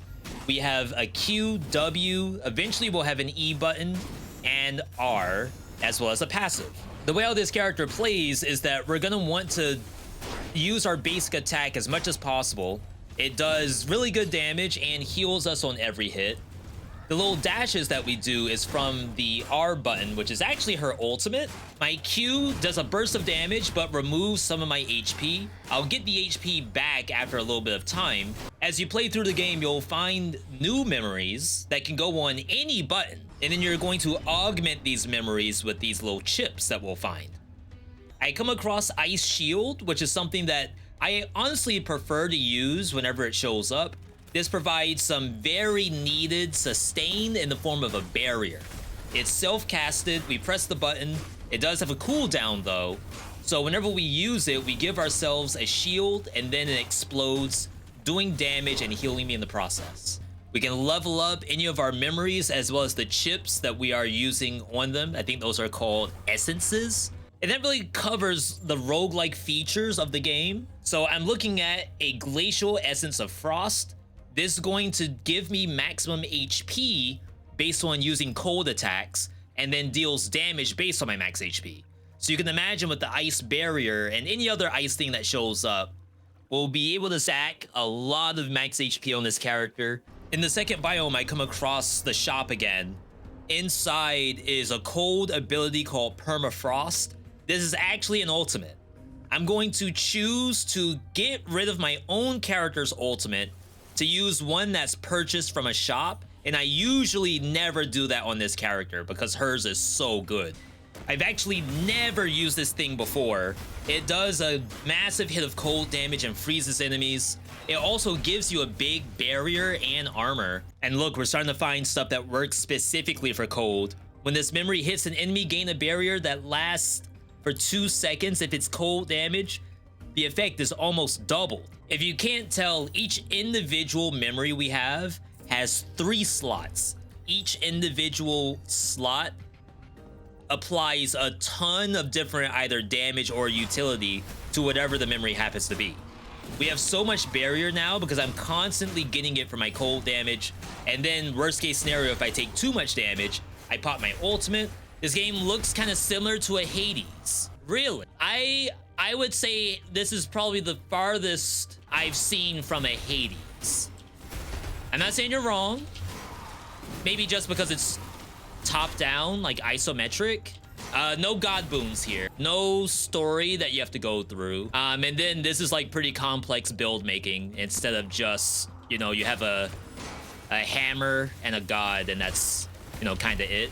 I stumble into an extra area called Mysterious Space. I know that this is going to be a pretty difficult challenge for this Arena build. I've been able to do it a lot before, but usually it's because I have a lot of movement. And right now, my only movement is from my own dodge roll. This is some kind of gigantic, chained up, golden lion looking guy. I'm kind of bad about this game. I love it so much, but I don't know the names of legit anything in here. But apparently this is Apollonos, a heroic boss. It fires out a series of laser beams that is a pretty easy dodge. You just go left or right. Bunch of explosions on the screen that target your character. If you don't have a dodge ready, you're probably gonna get hit by it. I should also mention that Arena's passive, which does like extra damage and heals you for more on bosses. The boss starts to do more sophisticated laser beams, including this one that you see right here. Rotating sets of 4 that go in one direction. Well, that's a lot more than 4. Sometimes it's a lot harder to deal damage to this boss, knowing that you also have to dodge laser beams the whole time. My ulti's really good. The new ulti. This is not her normal ulti. Okay, you know what? That wasn't that bad. I was afraid for nothing. And that was just an optional boss. I'm really just here to get the stat boost that the boss drops. His gigantic laser beam called the World Cracker is pretty sick looking, but I'm not really sure we'll be using this forever. Let's at least replace my original Q with this new spell and try it against the 3rd boss of this run. This fight is against a shadow demon or something. It teleports away from you and blasts you with area damage until you get closer. Then it splits into multiple clones that require you to kill each one. I don't really have any good timing to use that World Cracker. The one time I found a good moment, he just blasted me away anyway, and that canceled the beam. I wasn't in that. I mean, I guess I kind of was. But I thought I was on the edge, like, just then. Oh my god. Wow. Frostbite isn't an epic or a legendary memory, but it fits our build pretty well. With this effect, I get 2 empowered basic attacks that deal extra cold damage, and then grant me, you guessed it, a shield whenever I do it. We're starting to get the finalized gameplay down, as you can see. The game tries to introduce a new mechanic where pink monsters cause you to become delirious if they hit you. Yes, you're becoming Delulu, which actually reduces the healing that you receive. To power ourselves up for the final area, I pick up Essence of Virtue, which lets me cast my E, the Frost Wave, multiple times. The higher the level of the essence, the more charges that I get. Now the boss. Alright, it's the easier boss at least. Famous last words, I guess.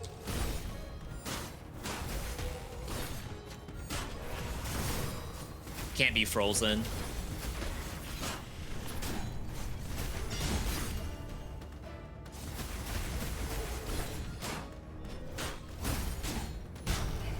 I mean, I lost a ton of barrier. Trying to face tank. Okay.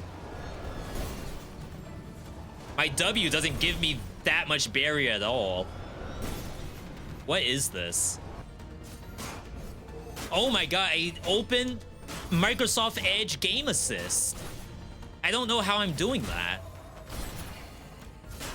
Chat, why would you ever want to open Microsoft Edge Game Assist? That sounds terrible. Oh, maybe I did need some attack speed.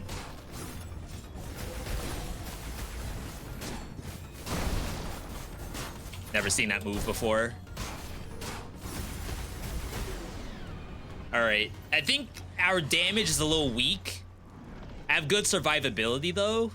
I feel so tanky that I actually replaced the Glacial Shield with an Ice Claw that does even more damage. It attacks faster.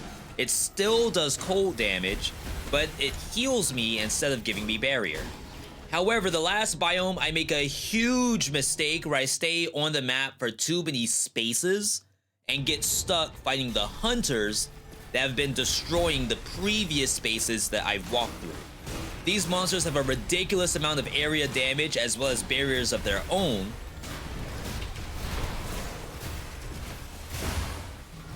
This is bad.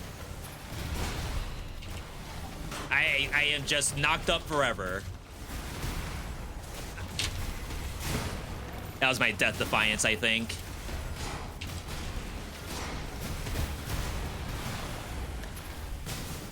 Oh no. Bruh! I'm not moving enough because I literally can't move.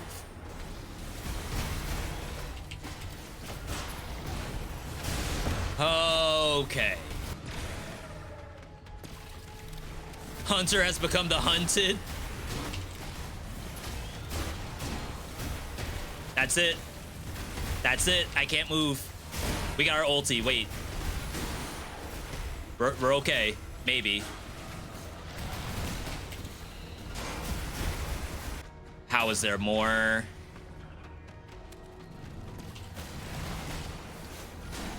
I'm not healing at all from my W.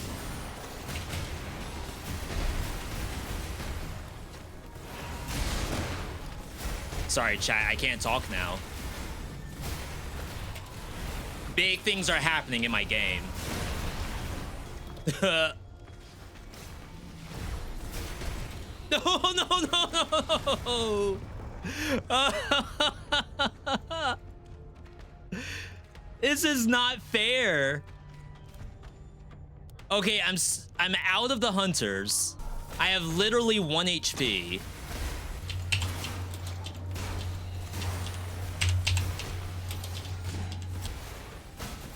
Killed myself?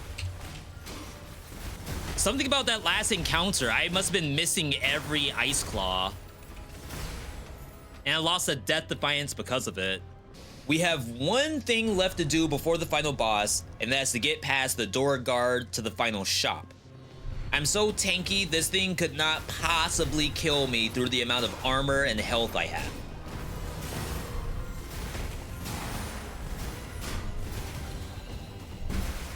Wait, why'd I lose my Q? I dropped it somehow. Like it's on the floor. What? But anyone who knows this game, what in the world is the button to drop a freaking ability? My build sucks. The last time I was here, the boss was almost dead when I got this phase.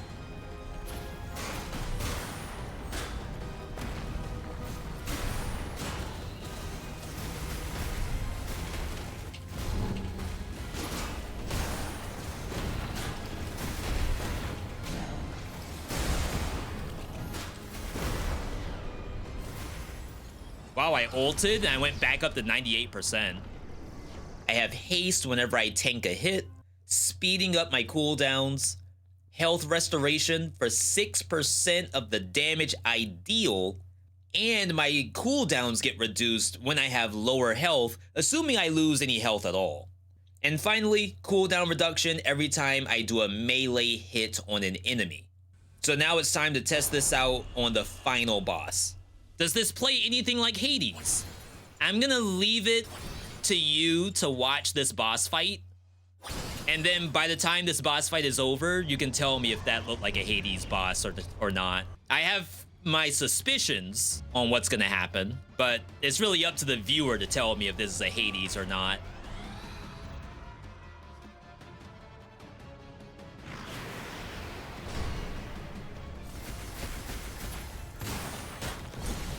I've had games that are basically fighting games that someone came in and said, this is just Hades.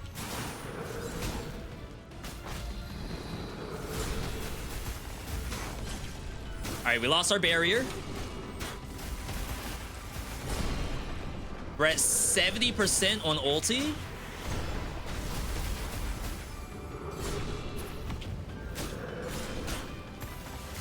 It's not bad. The fight only gets worse, though. I think it's probably in my best interest to tank some of these hits, within reason, of course. Oh my god, that hurts.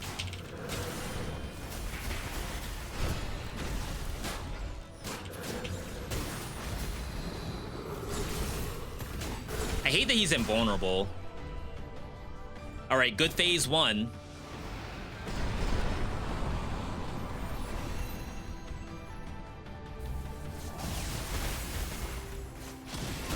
I should tank these. I don't know why I'm running from them.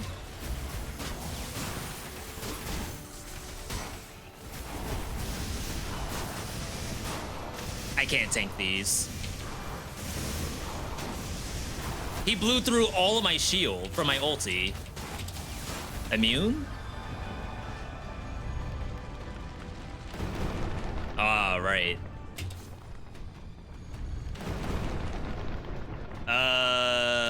Okay. Found it. All right, phase 3.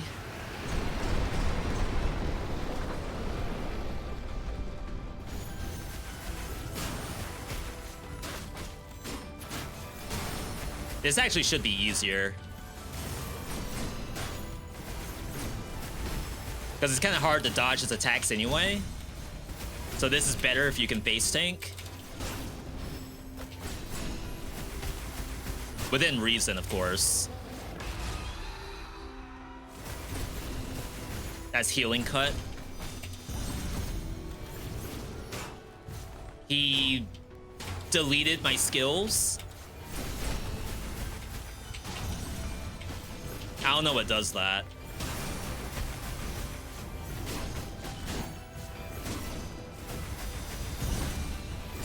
Ooh!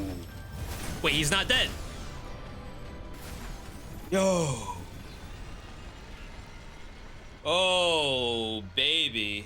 From 1 HP, losing a Death Defiance, all the way here, full ice build on a character that probably shouldn't play full ice. The damage on the ulti was fun. Like, every time you can do the ulti, I think it's like really good. Otherwise, I'm just tanking hits until my ulti comes back. And that is Shape of Dreams done.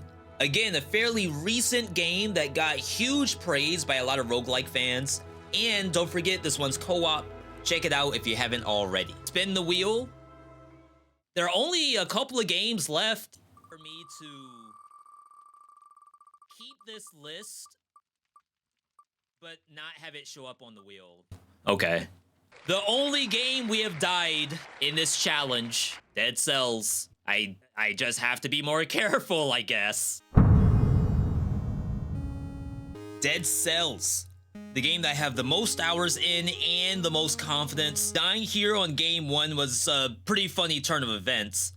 But let's make sure we redeem ourselves this time. Dead Cells is the classic 2D Roguevania, and I'll be playing it on the highest difficulty known as 5 boss cell difficulty. We'll talk about what that means a little bit later. Every run at this level of difficulty starts off with a choice of one of these 4 tubes. Dead Cells has some of the best combat of all action roguelikes, so I'm choosing weapons that I know can give me a decent gameplay to start off with. This simple crowbar crits beast-type enemies. I also have a shield to parry incoming damage, a fire grenade, and a corrosive cloud that I can spawn around me. But even with all the hours I have in this game, my first elite takes me down to half HP. I feel pretty boosted already, but luckily there is food that can be found on every map, so I am able to heal up. Of course, this healing comes at a cost, and I'll get to that a little bit later. The next major component of build creation in Dead Cells are things called mutations. I have a long list of mutations to choose from, and I want something that supplements the build. I'll take this red one called Predator, which makes me invisible after every kill. This is going to be huge at this difficulty because of this meter down here. This is called Malaise, and it is only available in 5 BC difficulty. Every second that passes, the meter goes up. Monsters start to transform into elites. They'll begin teleporting to me and start dealing more damage. The better I play, the slower it progresses. Food that I find could also be infected, so it's in my best interest to start putting together a good build ASAP. On the first hit, maybe even the second hit. Ooh.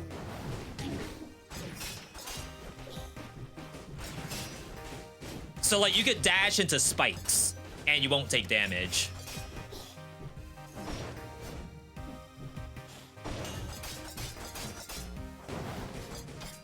I hate having to run away just to teleport. All right. Mimicked Vampire Killer. I do believe that is a playable weapon. A major component of my build will revolve around this skill called Face Flask. This is from the Blasphemous game, for those who know that, and causes you to take 5 damage. It's kind of a weird effect, but we'll combine this with the mutation Vengeance, allowing me to increase the damage that I deal and get damage reduction whenever I get hit. You can see that I can activate this with a simple press of my Face Flask button. My final mutation will be Instinct of the Master of Arms.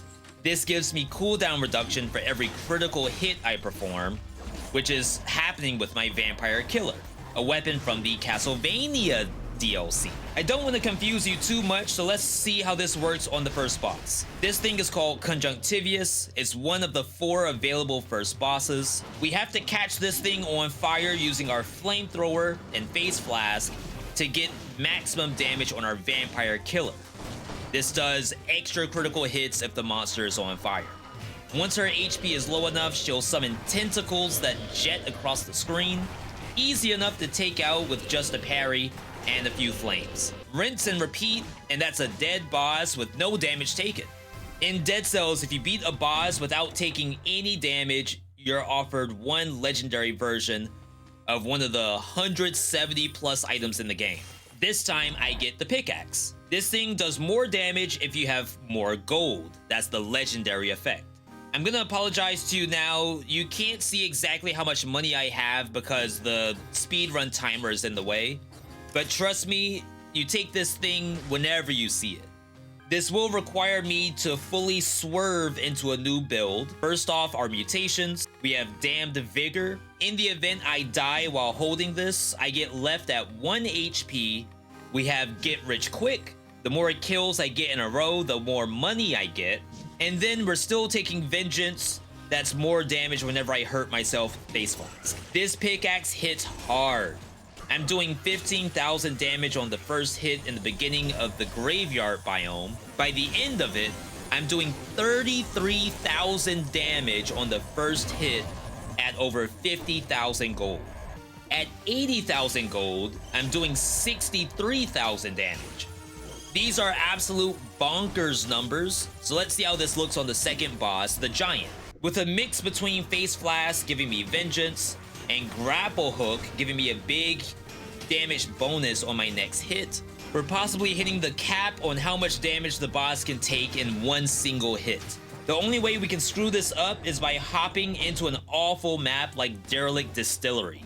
This map is notorious for killing players because it's filled with explosive barrels that do a dummy amount of damage. Truth be told, I kind of went here to really flex my hours in the game, but this place still scares me to death. But the last bosses we have to deal with are a little bit weirder than what we saw earlier. I can make a small adjustment to the build, dropping the fight for your life mutation for one that lets me get my HP back even if I take damage.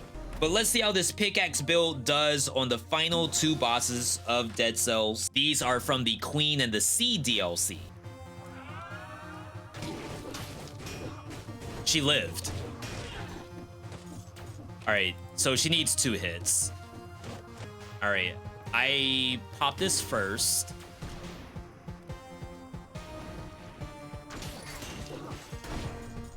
Okay, not bad. That's not bad.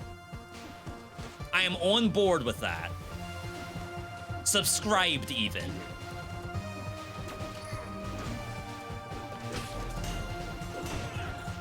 She's gone.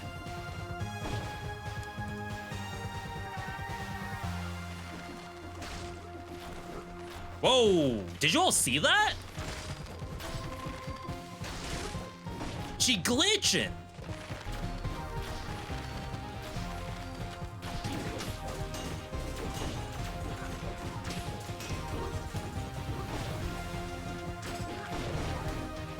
Oh, I had her just then. Yo, I'm still getting money. Be the build's a seek. It's a seek. I was gonna say, now I don't care if I eat fire damage. Doesn't matter.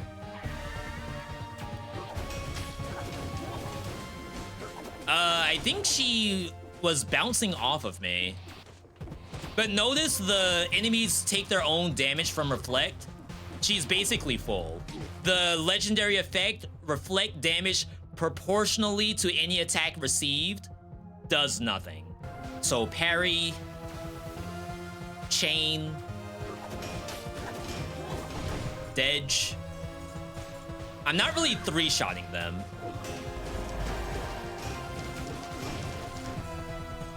So I guess the boss cap thing was grossly overestimated.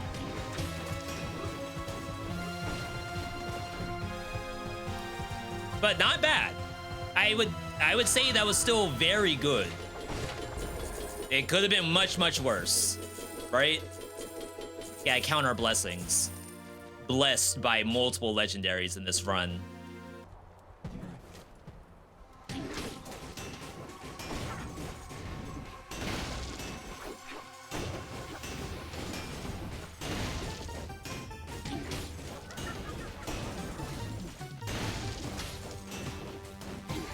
Ow.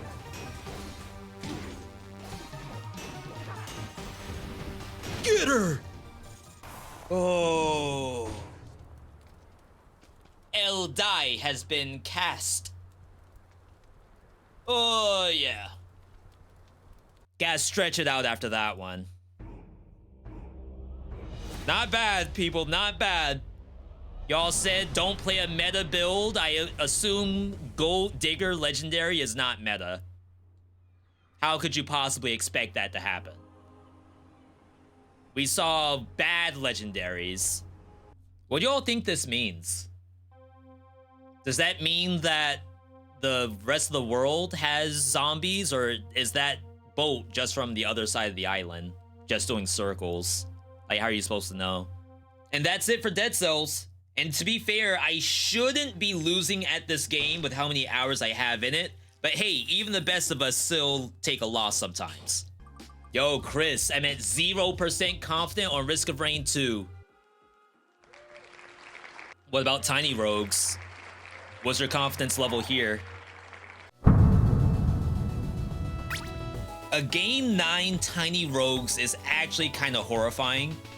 Veedotme, this game is absolutely brutal and requires fine build crafting as well as bullet hell dodging.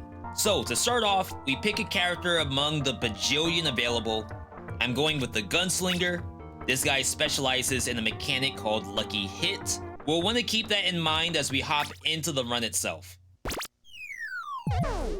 Tiny Rogues is a game where you play, yes, a tiny pixel roguelike character, and you attack and dodge other tiny pixel characters. Well, for now, anyway. We'll be gathering stats and trying to find a good weapon until we hit our major milestone. Here is one right here. We level up and get to add a trait to our character. Opportunistic. While there are fewer than 4 enemies in the room, deal more to far range and more to close range if there's more than 2. On dash, repeat your next 2 attacks. Repeats deal more. Lucky hits make you repeat. So I think you want repeat damage, and then eventually you want enough lucky hit that the repeats do a lot. If your build is decent, bosses should never ever be a problem.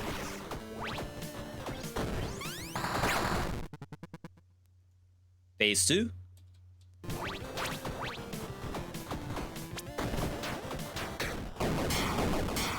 Wow. That wasn't bad. Eventually, I stumble into the black market. This is selling guns and armor. Being that I'm a gunslinger, I'll happily take this epic rarity Nyan Cannon. This thing has a lucky hit chance to trigger a rainbow cat that does explosive damage. All of that sounds sick, but for people who love busted build makers, there's so many keywords to look out for. Ranged explosive damage being the obvious one, but then there is lucky hit and trigger, which are also things that we can mess around with. Noisy brat, do you dare disturb my peace? These caverns shall be your tomb.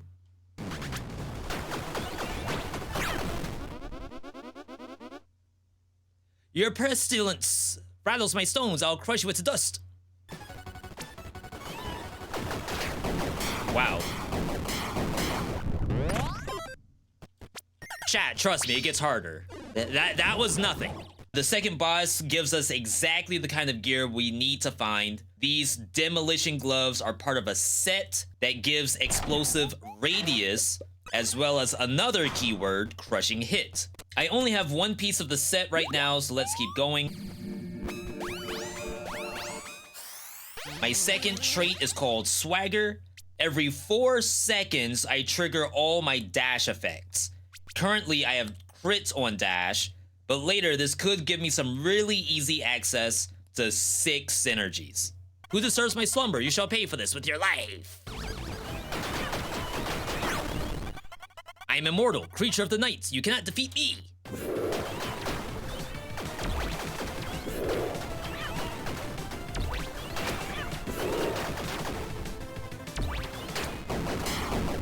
All right. Chain lightning on gloves. Oh, +2 to the chain lightning chain, so I probably can't use this. Damage with guns and cannons. Part of the high noon set. Okay. Oh, it replaces this. My on dash crits. Compared to like 25% damage at all times. But if we can get the rest of the set, oh my god, we're gonna pop off. And we finally get a dash trait to go along with our swagger, and that is Step of the Wind. This gives us 8 seconds of speed on everything, which is great because swagger activates every 4 seconds. So that is permanent uptime on the tailwind. I am the sentinel of wisdom and knowledge. You're not worthy.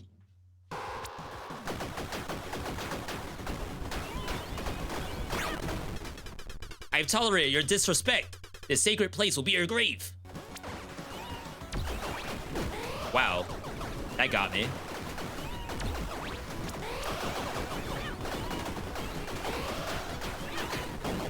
I haven't played this game in months. Almost a year, like 9 months. You can see that the bullet hell patterns are getting a little bit more intense, but this is just the beginning. Honestly, this game has some of the best bullet hell patterns I've ever seen. The King's Guard. They got Dark Souls 2 bosses in here.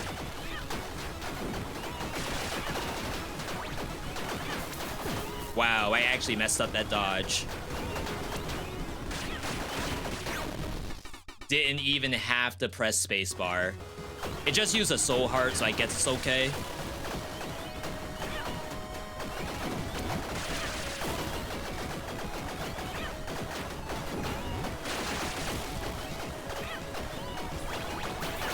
Whoa.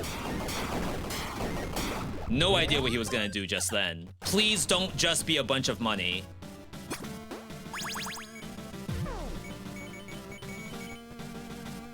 Thunder God Zeal. Is it? Oh my god, we hit! I finally found the set bonus for Sheriff's Gear. I was actually playing this entire time with 0 extra lucky hit chance, and now this gives us a whopping plus 20%. I still struggle with avoiding hits, but we have a huge DPS increase with all my repeated attacks. All of this is just in time for us to fight Death, the first major boss of Tiny Rogues. You've come very far, count me impressed. But nonetheless, your time has come. You need to die.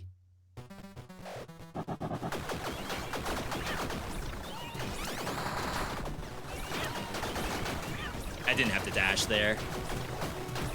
The fact that he's still alive, that's so bad.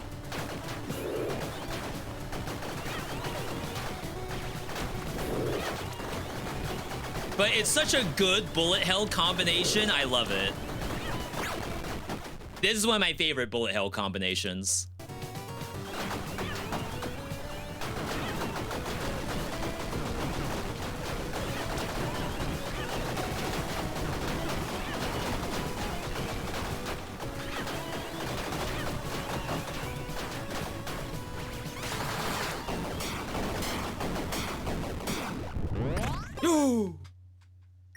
We did it!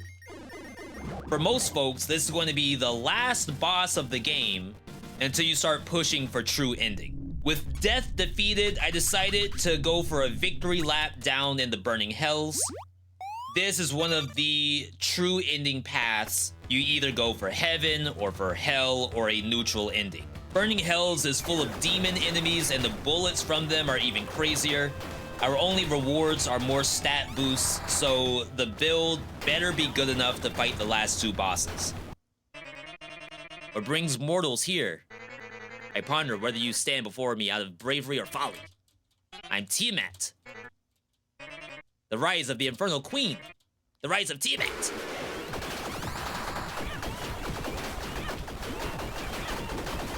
I see damage. Chat, I do believe we have installed damage. You are nobody. You are lost and out of place. You are an arrogant whelp that must be humbled, like Kendrick said. Kill them all.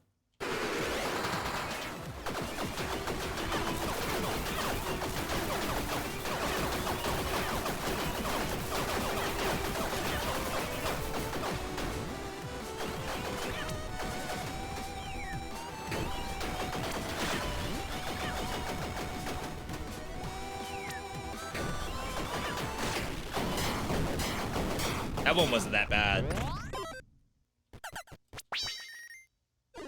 Not that bad. Then we have a few more rooms until it's time for the final boss of Burning Hells, and that is Amma, or Amon, whatever you want to call it. Whoa, I was not ready for that move. Yeah, this is all about not panicking. You have to move in the right direction. Don't fall for any tricks. This better be a fiend. Little hatchling, you finally arrived. I'm impressed. You carve a path of utter devastation. It appears even mighty Tiamat couldn't escape. You're truly unstoppable force of evil. Your bloodlust even invigorates me. I have sensed the growing darkness within you. At last, a worthy contender.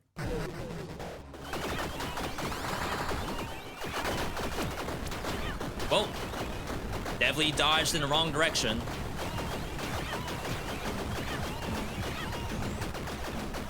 No idea where the boss is.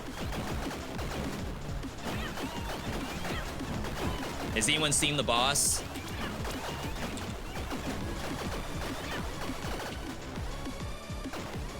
Path of Exile looking at.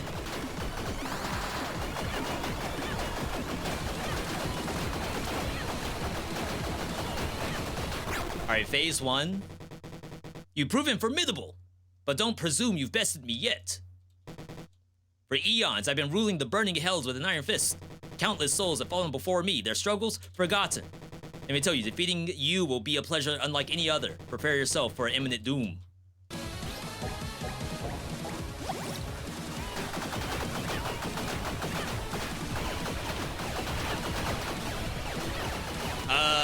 this one's tough.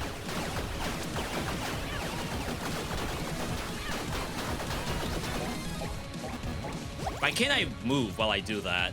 Oh no, you've been inflicted with binding chains. You cannot dash. Huh?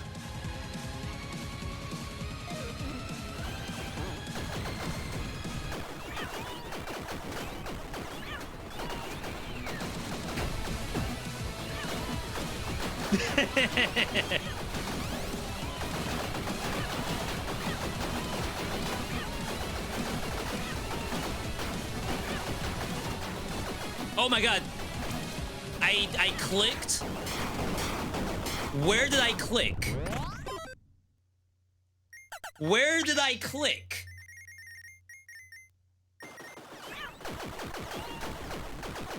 Did I hit C? It's Wazda. How could I hit C? I swear I clicked something over here and my freaking menu came up. Yo! You have accomplished the impossible. You've become the embodiment of evil.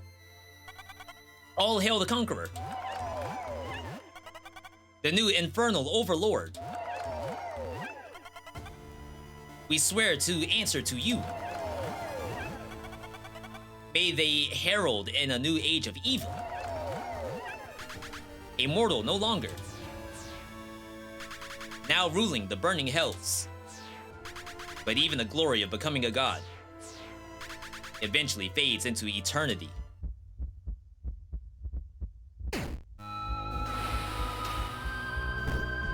Yo, what a game. What a game. That's a 10 out of 10 roguelike experience. And that's it for Tiny Rogues. The margins for wins have been razor thin so far, but I'm very glad that we got this done. Day one was Dead Cells, and then I died at some point. I'm like right on the edge of the circle here. So now it's time to start doing like the challenge over again. First one being Astral Ascent. Got the dub in that.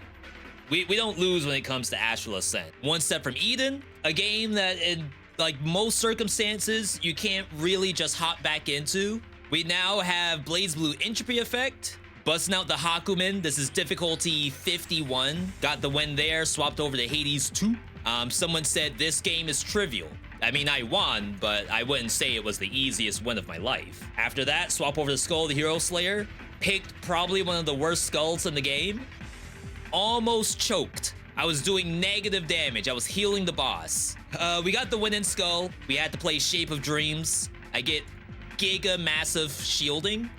So for the most part, I can face tank a lot of this stuff so long as I have this big barrier. Got the win there. Pickaxe, legendary. We had a lot of legendaries in this run, actually. Fast forward, Tiny Rogues, game 9. Once again, another situation where I thought I was gonna botch it. Multiple times I had no HP. Picked up finally a good build, 12 hours in. Got the dub here. So now we are on the last game. Spin the wheel, 3 options. We got Curse the Dead Gods. Confidence level, I'd say is like a 7. Risk of Rain 2. Confidence level, I would also say a 7. And then Rogue Prince of Persia is probably like a 10. But let's see what happens. It's equal distant between all of these, equal weights, nothing unfair here. Okay, now to be fair, let's not get ahead of ourselves. To be fair, we did lose in Dead Cells. So I know I said my confidence level of Rogue Prince is a 10, but there is a possibility that we still botch it. The Rogue Prince of Persia is a roguelike Prince of Persia game from Evil Empire, the team that worked on Dead Cells for the last half of all of their updates. This game plays like a true 2D side-scroller with a roguelike twist. Basically, the prince is getting sent back in time every time he dies. He's sent back to the moment after the Huns invaded the Persian kingdom.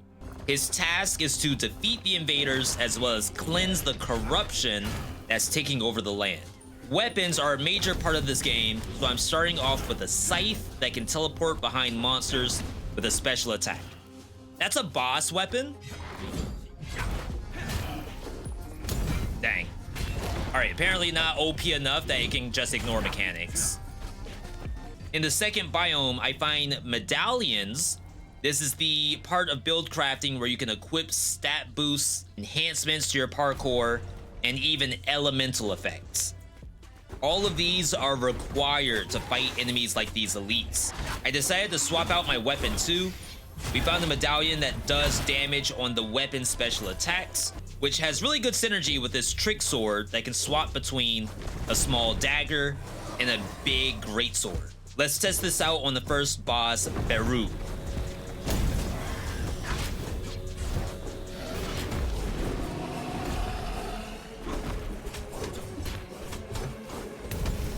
Oh, I didn't interrupt that?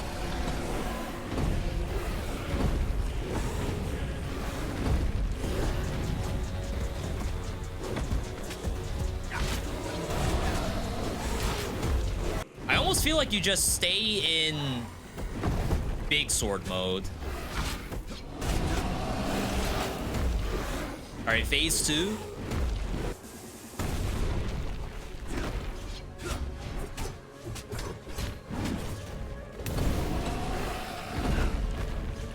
Wow, I'm surprised that worked. I'm like just out of range.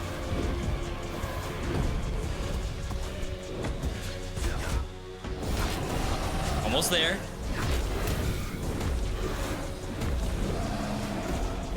Gonna say let her eat the fire for a little bit. Okay. Easy. So far. I used a lot of health pots to get here though. I feel like the early game in this game is extremely tough, especially if you haven't played in a while. My reward for that is the second piece of the special attack medallion. So now grabbing a weapon with a really good special is my goal for this build.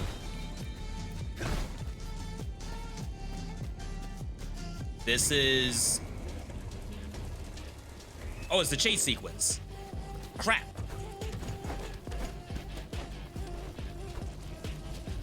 Go, go, go, move! Am I winning? I don't believe I'm winning, chat. I don't think this was possible. Wait, what? The tentacle's long gone. That kid is toast. I made one mistake. 07's in the chat for this kid.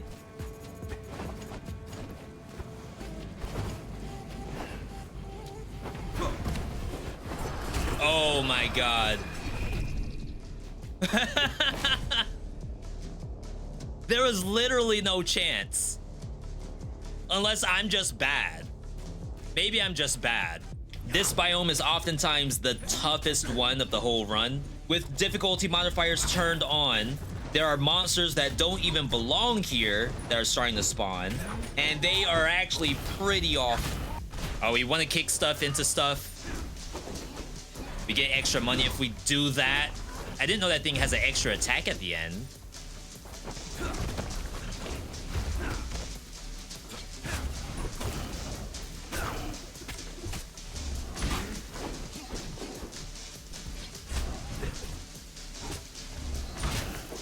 Okay, yeah, this weapon's gotta go. I find a new tool called Beru's Gauntlet. This lets me do a giant down slam. I can combine this with the corrupted tonic accelerator medallion, which lets me use the gauntlet with no cost so long as I have an active speed boost. Because it allows us to spam stuff like that. We just have to actually get the blessing, and that's the hard part with this slow weapon.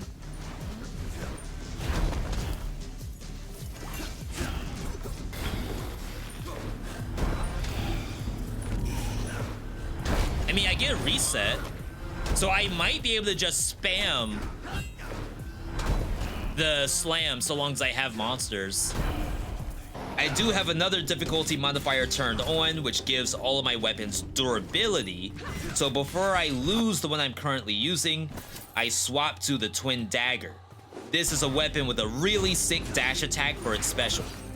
And remember, we're boosting special damage from my medallion, so we need to be spamming this whenever we can.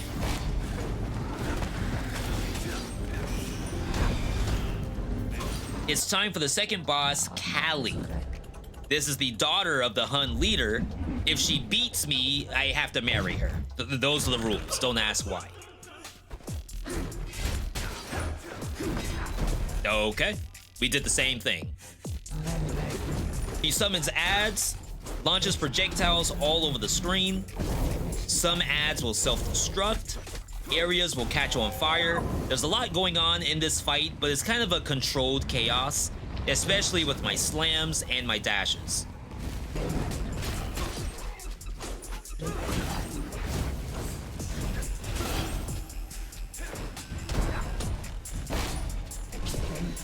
I had Valu's Blessing for a second.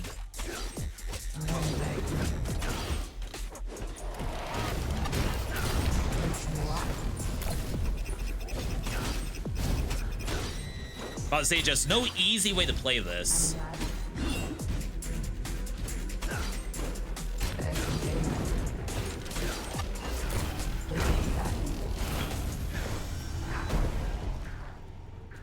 There it goes.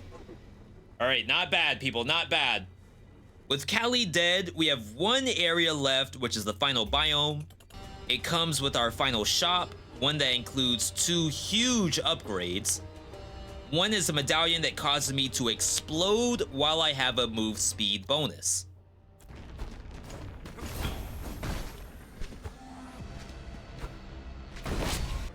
The monsters in the final biome are the strongest variants of each enemy in the game. I can't really kill them with my dagger special move anymore. We're gonna swap over to this diamond tier hammer and knife. The special attack on this does enough damage to pop each monster I come across, so I think we found the best weapon for our build.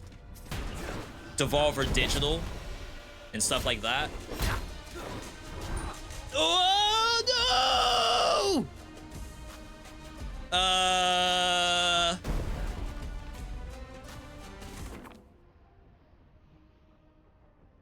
No way. Wait.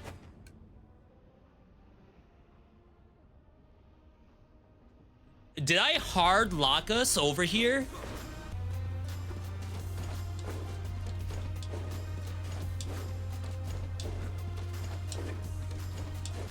Hang on.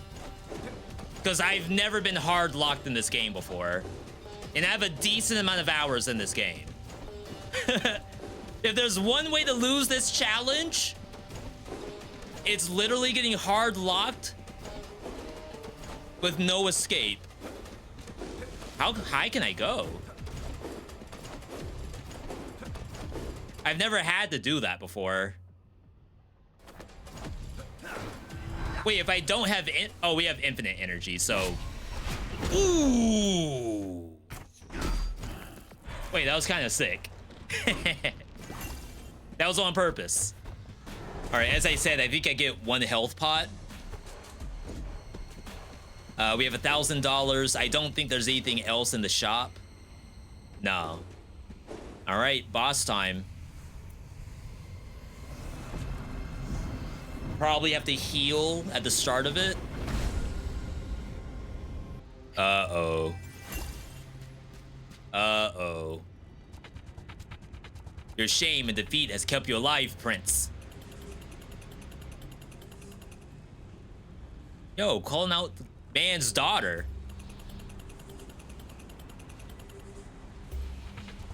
Callie, the shaman's poisoned her mind with ambition. Their magic. It'll be the end of all of us. I'll find a way out.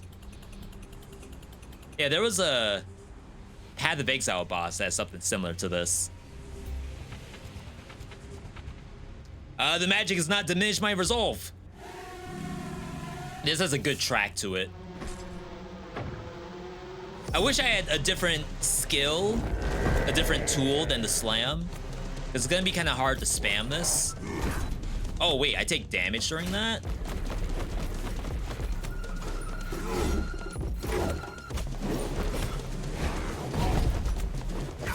thought it was invulnerable during this.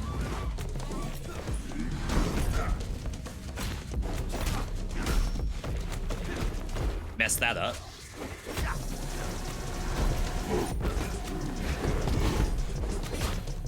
$1,200 crit.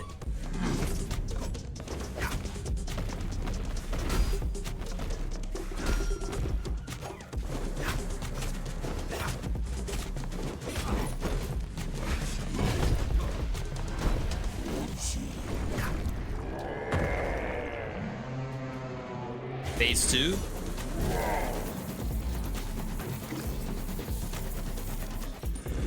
Lucky out. Oh my god, it does a shockwave?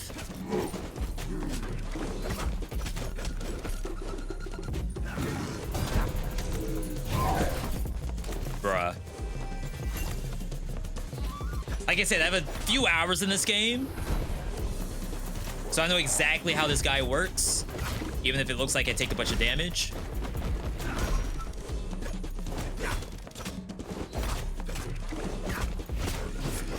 Nice. Okay. I took way too much damage in this. I've learned your tricks, no guy. Submit. Let's just go home. Okay, so we have this. This gives us a heal and 1 pot. This is from the key that we got earlier. And then we have final boss. Just gotta take care of Buster real quick.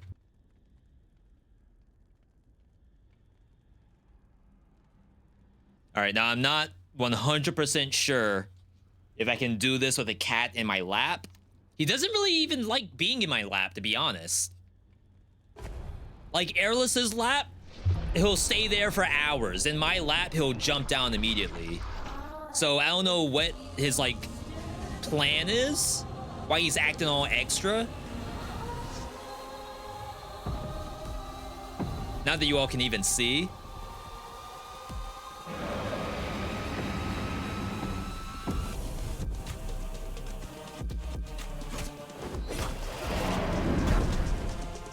I think I had the iframe there. Now that I can even hit him. Oh, it just has such a long wind up. All right, hang on, hang on.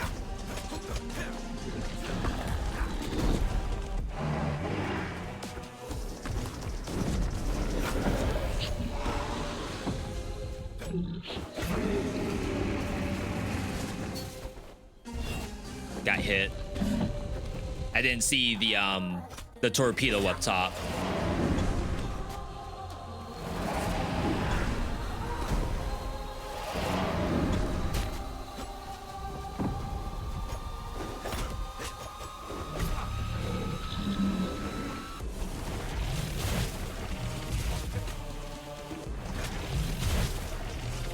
It's like I would love to do more damage here. This is fine. 1285.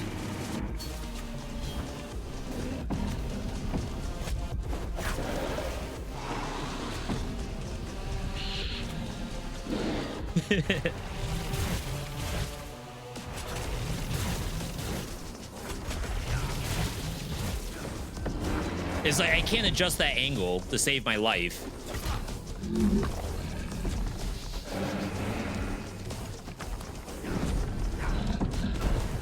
Like, it'd be sick if I did damage with my body on the way down.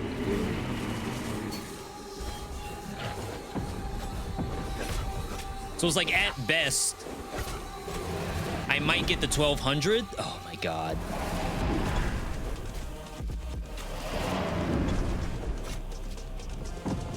All right, here we go, here we go. All right. That's about the extent of what I think I can do with Buster. So not only did we almost lose the run for getting soft locked in the game, we almost lost it to cat aggro.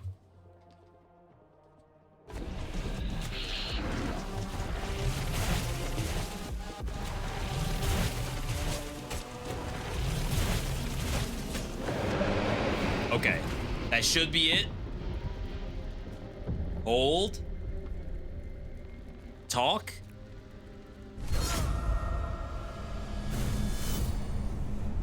Okay. Time. How do I hit time?